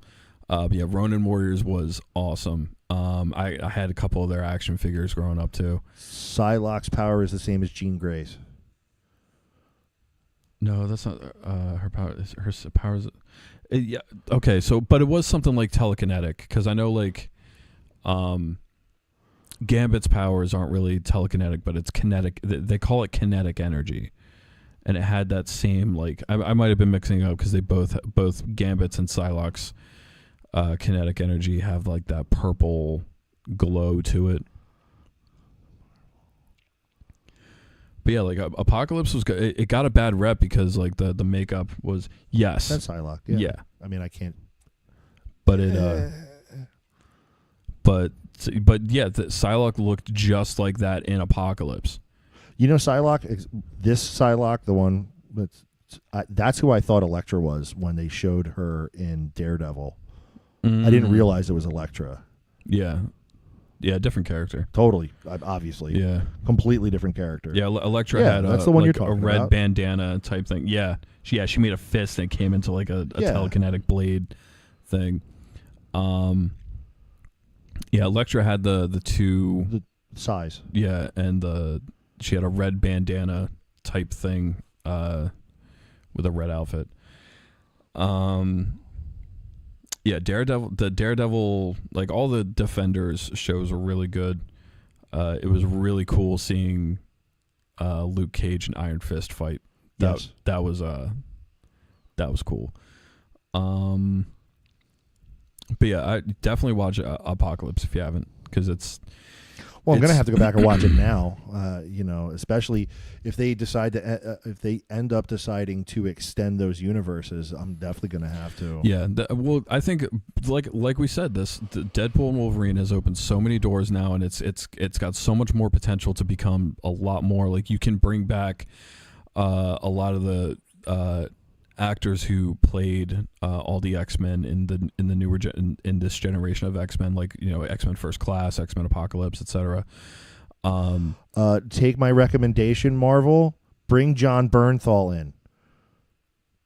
Better yet, bring Thomas Jane and John Bernthal back. Box office blockbuster.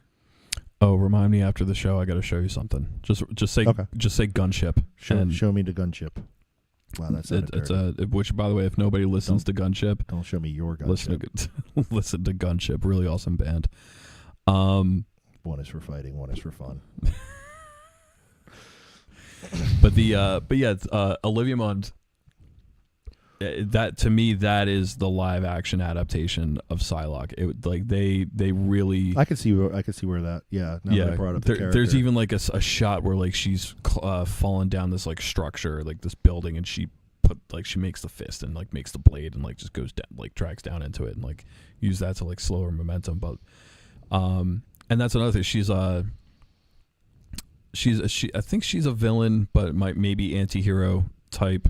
But I think originally she was like one of the mutants that was on the side of like not Magneto, but like within the Mutant Wars. Like she wasn't an X-Man, I believe. I could be wrong. No, I don't think she is. I don't think she was. But yeah, Psylocke was a really cool character too. That I liked because I think she shows up in the comic books that I had growing up, and I think I liked her because, again, like I loved Gambit, because of that like kinetic. For some reason, the kinetic energy thing like spoke to me. I was like, that's cool. And I wonder why. It's not like force. Yeah, but the well, it's not so much the force. It's like, you know, you're semantics. But yeah, Psylocke was another cool character that I liked. I really like how they portrayed Psylocke and Storm in Apocalypse, who were two characters that Apocalypse kind of recruits. It's not really it's sort of like branches off into the mutant wars of John is Daredevil Born Again. Say what? That John? This John right here? I'm blind. Oh, John is in Daredevil Born Again. If you could reiterate it and explain, elaborate, please. But por favor.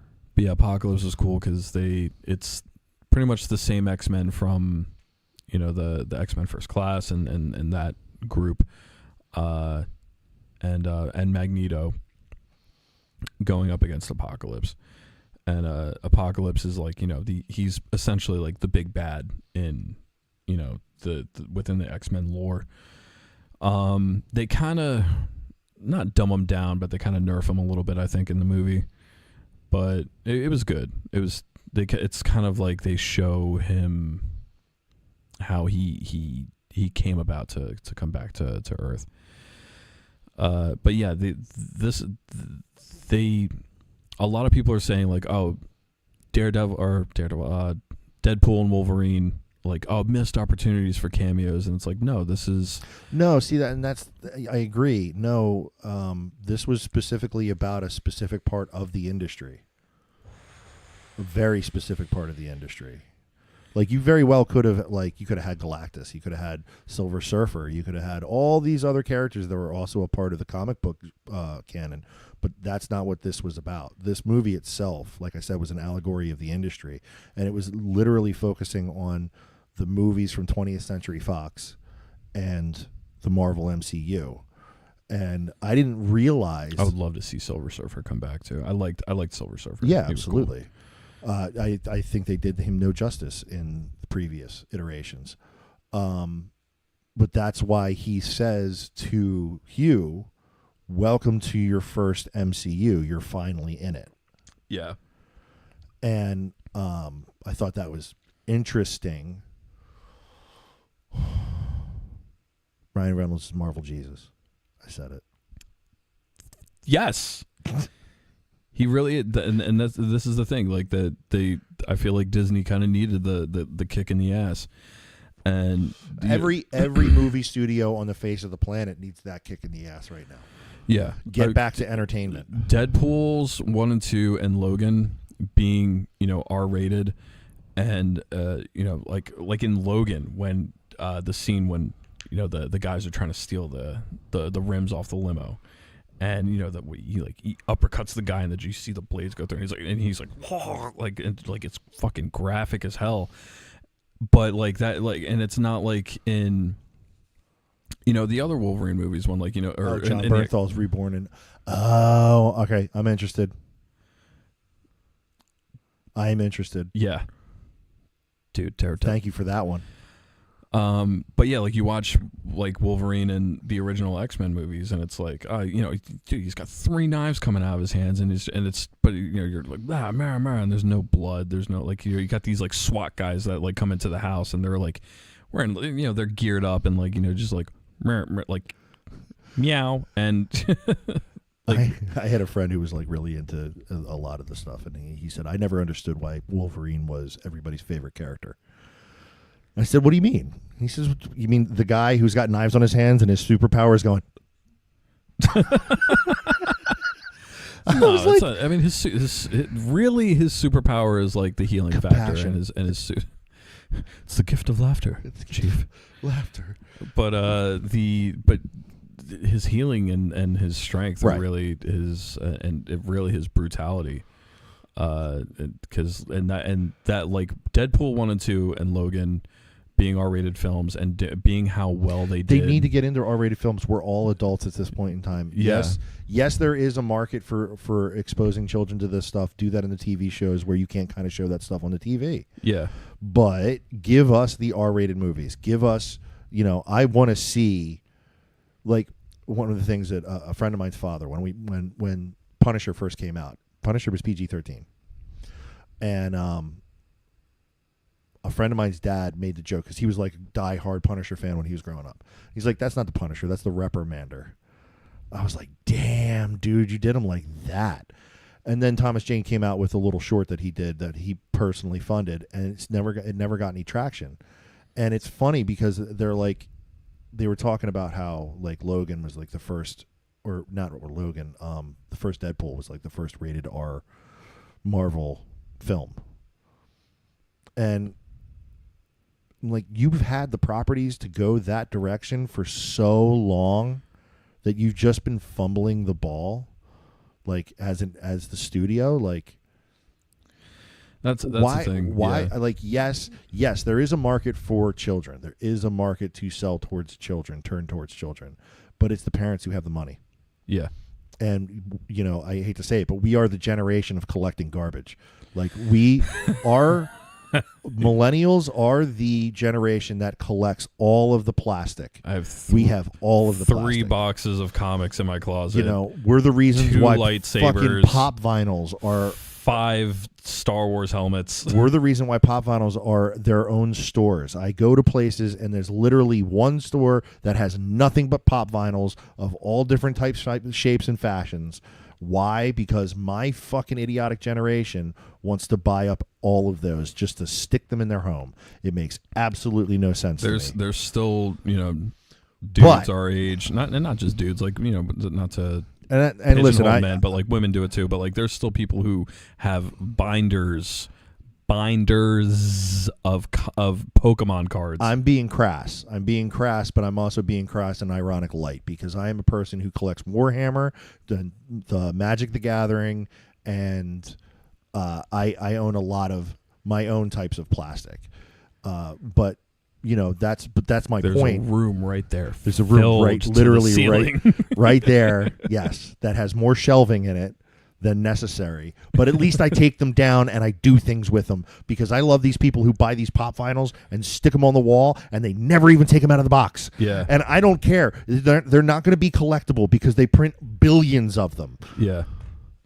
Sorry, that was my rant. About I have a few. I can't. It doesn't make sense. Like, I understand like buying ones for like shows and movies that you actually like.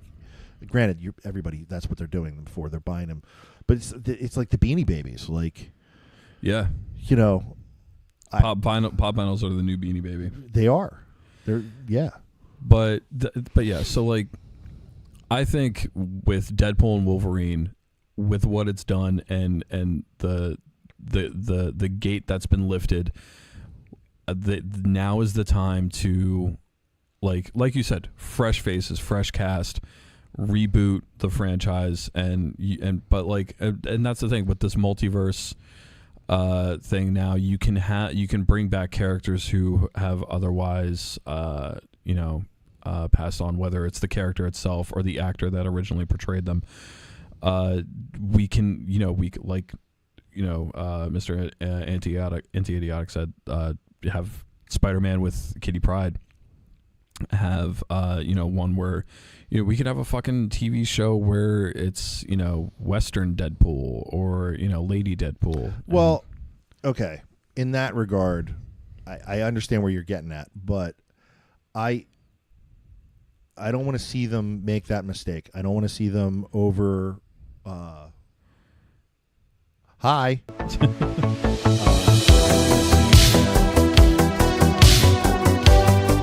Watered down. Like, I don't want them getting money grabby. I want them to focus. I want them to actually focus on good stories. That harkens back to what we said earlier about like entertainment needs to be entertainment again. They can't bring like the woke bullshit into it. It can't be a money grab. It can't be activism aside. what people are into, whatever representation. Sure, there should be representation. Absolutely. But bottom line is, it needs to be a good story with representation. Yeah, and that's another thing too. Like, it can't, because you can have a good story, but you also have to have like good acting, like good stories. There's so many things where, like, you have a good story, but then the actor that they choose may not portray that character well. I think we're not in a drought of talent. I think we're actually in a situation. We're in a drought of writing. Yeah, that's exactly what it is. That follower alert was loud. Sorry about that. That just tells you how many followers we get. Thank you for following, by the way. I'm not sure how to spexerty. Did you know Peter and Kitty dated in the Ultimate Universe? I did not. See, now why don't they go into the Ultimate Universe? Because that was the story arc that, like, right before I got out of it. But Marvel Ultimate was a really, really big deal, late 90s, early 2000s. See, I don't think I had a lot of Ultimate comics or anything growing up. I forget. But, I mean, my comics are also the comics that I have are ranging from like the 50s to like 90s. There's an absolute wealth of the Ultimate series. And well, I feel like the Ultimate series is essentially what Star Wars is with the expanded universe. And speaking of Star Wars, I'm sorry to we digress a lot. Go on your rant real quick. I got to close the door because I realize I'm air conditioning the whole world. You're good. Look what happened with Acolyte. They canceled season 2 because of how poorly it was received. It had the least amount of viewership compared to all the other things that Disney Plus has released. I'm hoping, because like I said, Deadpool and Wolverine now has kind of like it's the stepping stone of like what they can do with the franchise now, and they can they can make a Gambit movie. They can do so much with it now, but and like what they did with Acolyte, they had, they're in the High Republic era, which I read the first book and like half of the second book within the High Republic mythos, whatever you want to call it. Like, I know more about the Old Republic than anything else when it comes to the franchise. The subscriber thing's muted, so when it says it's muted, but Raven said it blasted her. If you go to Mixer, like that cog that's right up where it says Mixer, okay, and the alert box where it's at 70, bring it down to like 50. Alert box. If it's that loud, I'm gonna bring it down to like 30. All right. But yeah, sorry that was so loud, guys. Yeah, that's all you need to change. Everything else is muted. Okay. Cool. But yeah, they're like, all right, we have this IP of like the High Republic, and it was such a missed opportunity because they could have. But what they did was they changed things, and they not only like you mean terrible writing? Yeah, like Coyote Mundi was not alive. He wasn't born yet during this. 50 years before he was supposed to be born. Yeah, and then that's just highlighting the fact that people, if you want to create something, create it, but that's hard. That's a lot of work. Why not just insert your storyline into an already established IP? Mm-hmm.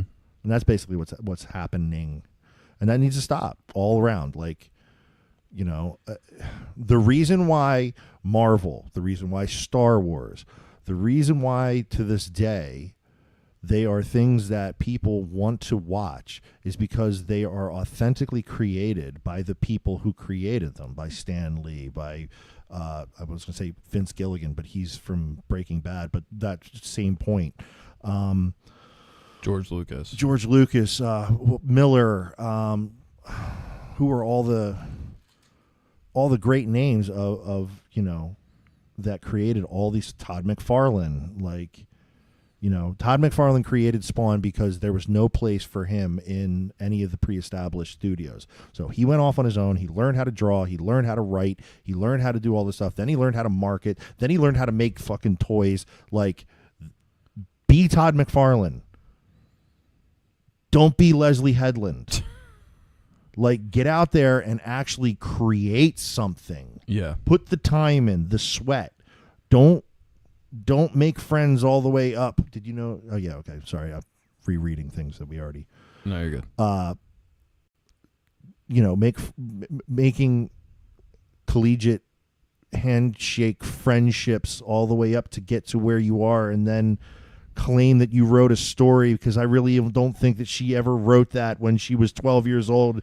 Fantasize. Like, no. It sounds like somebody was like, here's an idea. We'll give you a budget,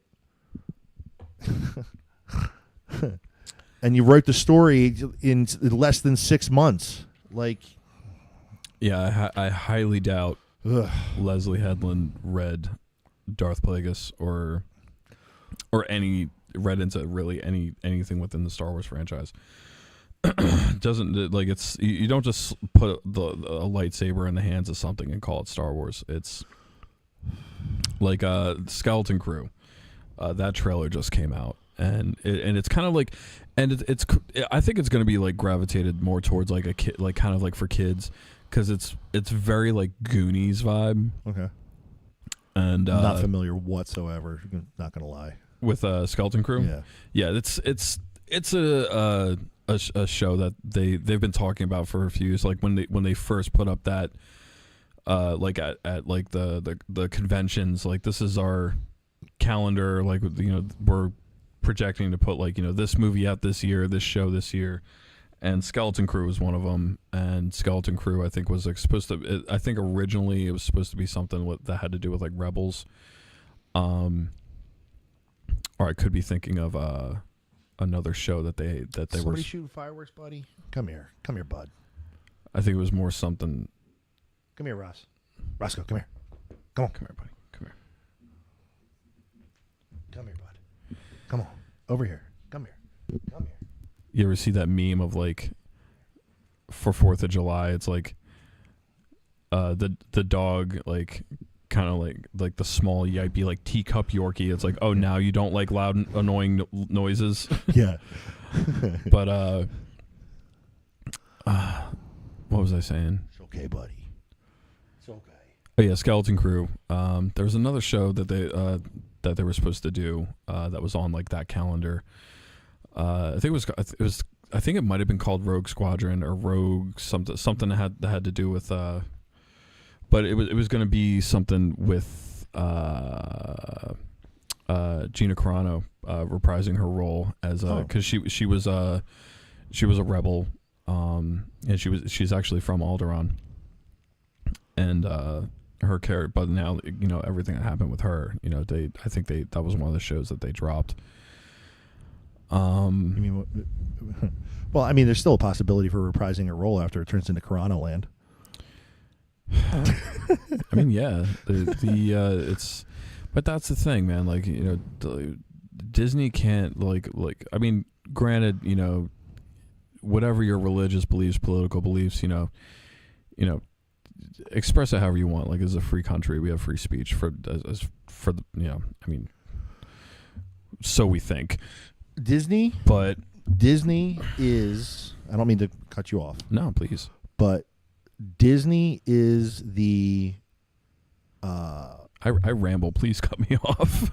Not the antithesis, but Disney is the overt explanation, the example of what happens when you put ideals over profit as a corporation.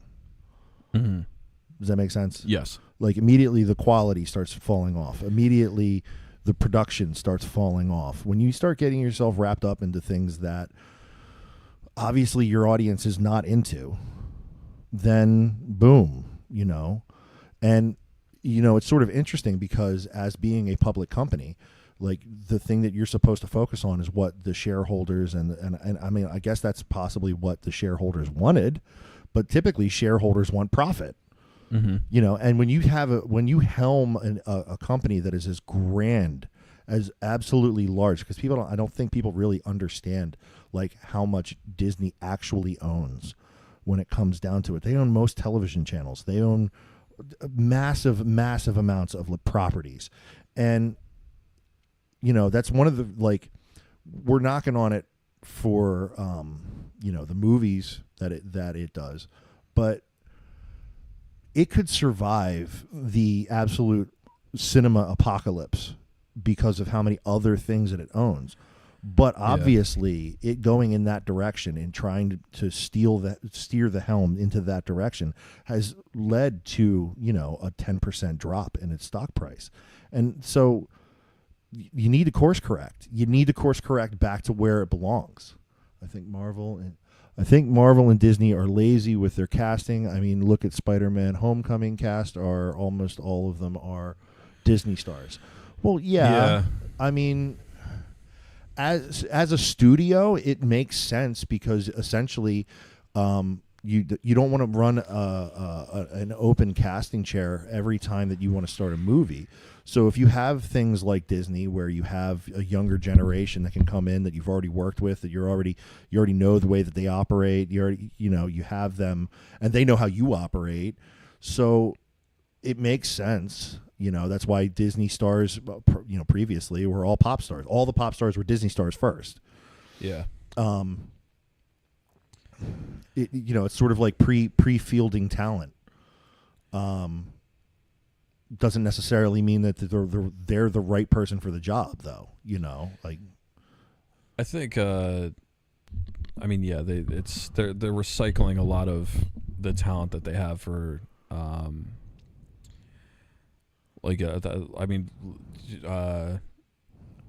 Chris Evans played Human Torch and Captain America. Yeah, but that was a 20th Century Fox thing. Yeah, he was with 20th Century first. But I mean, like, no, but I agree with that sentiment. They are lazy with the casting. I think they're. If I were to assume what you're trying to convey is, I believe, what's the girl from Snow White? She just did the Snow White thing.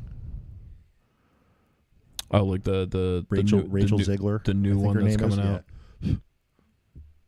I think that's her name, Rachel Ziegler, or Amanda Ziegler, or Amanda. Sure. Okay, I'm not sure either, but I believe that she's a recycle of, you know, she was originally like Mickey Mouse Club. Yeah.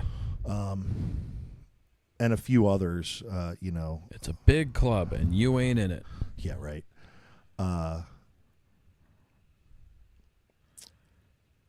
This is what happens when industries capitulate and they start boiling down. I mean, this is what happens when you don't have multiple studios to compete and try and do better than one another.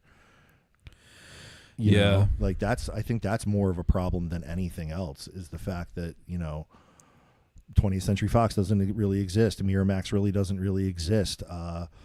And Lionsgate looking like it's about to take a massive L with Borderlands. You know, $120 million, and you don't break $8 million on your first day, like, or you don't break $10 million in your first day. Yeah, like, well, Borderlands. I mean, I never got too into the Borderlands franchise. I know it's a popular IP. Yeah.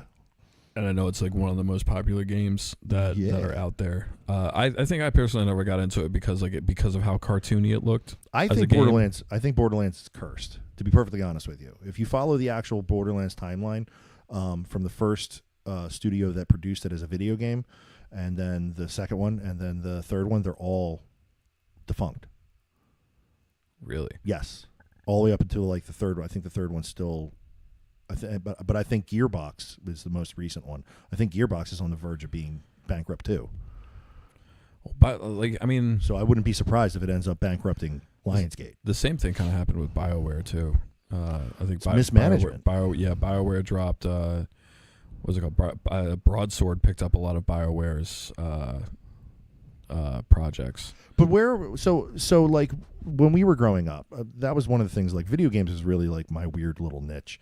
There were so many of these studios that people founded and started in their garages.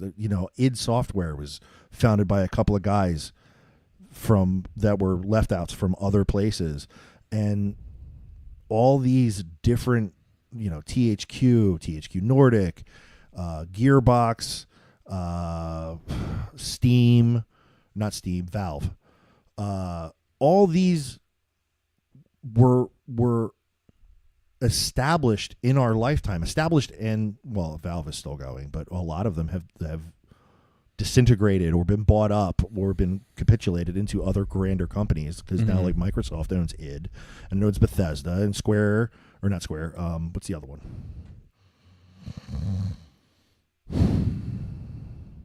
Square Enix? Not Square Enix, because that's a Japanese company.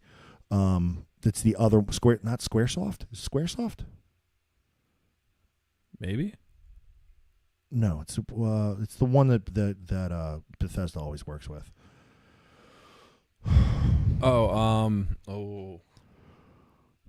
ZeniMax. Thank you. Yes.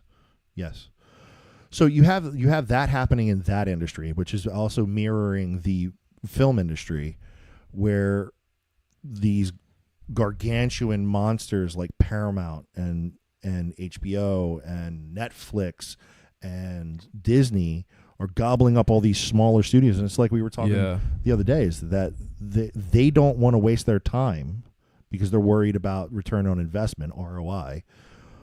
So they don't want to waste their time on a little $10 million film that's an art flick that's only going to be for an audience that's going to be so small that it's not going to be a Marvel. Yeah. And it's like they really need to get back to that. Like, you need to get back to just producing entertainment. Yeah, and for the sake of entertainment. That's the thing, because when because there's so many different people who take in different forms of entertainment, whether it's gaming or comics or films. When you have one thing that's buying out all these other smaller companies and then make it their own, it's not. You're just gonna there's actually a dilution in content. It's watered down. Yeah. And that, but I'm hoping that, like I said, with this Deadpool and Wolverine, they see maybe, because like Deadpool 1 and 2 and Logan were such box office hits that, and now Deadpool and Wolverine Deadpool and Wolverine, I believe, broke records. Yeah. I forget what I saw, but it actually it broke. Crap. But they like you said, they're breaking records. They're making waves, and I mean, granted, just because you slap an R rating on something doesn't make it good, but there's obviously some kind of there's something happening when you make a story that's actually got some balls to it, and instead of making these PG-13 heartthrob type fucking movies, it's just because we're putting guys with abs in these IPs, it's that's not going to sell it. No, you need good story writing. You need some kind of form of grit and darkness to it. And it's got to hit the hero's journey, man. Yeah, it's got to hit the hero's journey. And I'm hoping, or at least praying that I want an Old Republic era trilogy or something, even just one movie where I want to see somebody get their arm cut off with a lightsaber and there's blood. Bring that back. Bring there's no reason for it not to be. Somebody gets a blaster bolt from an E11 blaster and it tears a huge fucking chunk out of them, rather than this plastoid armor with the stormtroopers and fucking. It's just I don't mean to cut you off, but we've been actually rolling for about 3 hours now. Yeah, we're almost at 2 hours 45 minutes almost. Yeah. But yeah, you want to call it? I think it's a good time to call it. Roscoe's getting worked up about the fireworks outside, and all right. But I'm sure this was our first episode into doing a review, and it turned into us just ranting about entertainment. And I mean, we did dive into it, but all in all, yeah, Deadpool and Wolverine, great movie. I think it's totally worth a watch. I would say totally worth a theater watch. Yeah, definitely. And I'm excited to see what it brings into the realm of our entertainment now. Again, if you guys are watching this post stream, please like and subscribe. Yes, thank you for subscribing. If you want to support us directly, links below for our merch. Our merch is a great way that you can support us. We don't really take a lot of money on that. It's like, I think we maybe make like $5 off a shirt or something like that. But you wearing our merch and people seeing that and checking it, like just you wanting to support us that way means a lot. Means a lot. And if you want to also support us directly, you can make donations to our Streamlabs. That will definitely help us keep going. I mean, we're going to be doing this regardless because this is fun and we really enjoy doing this. But if you want to support us and if people buy Roscoe a treat, right? Yeah, you want a treat? Want treaties? Get him some earmuffs. Yeah. But if you want to support us directly, that's also a way to do it. We have a Instagram, generally admitting on Instagram. We have a link tree in there with all our other stuff. We have a Discord where you can keep in touch with us if you want us to review something, check something out that you think we could riff off of. Please feel free to send it to our Discord, and we will definitely consider it. I mean, we have a whole bunch of other things that we're going to look into soon as well. But as far as like video games, albums, a whole bunch of other stuff, movies, shows, etc. So again, thank you for tuning in. Love you guys, and we'll see you next time on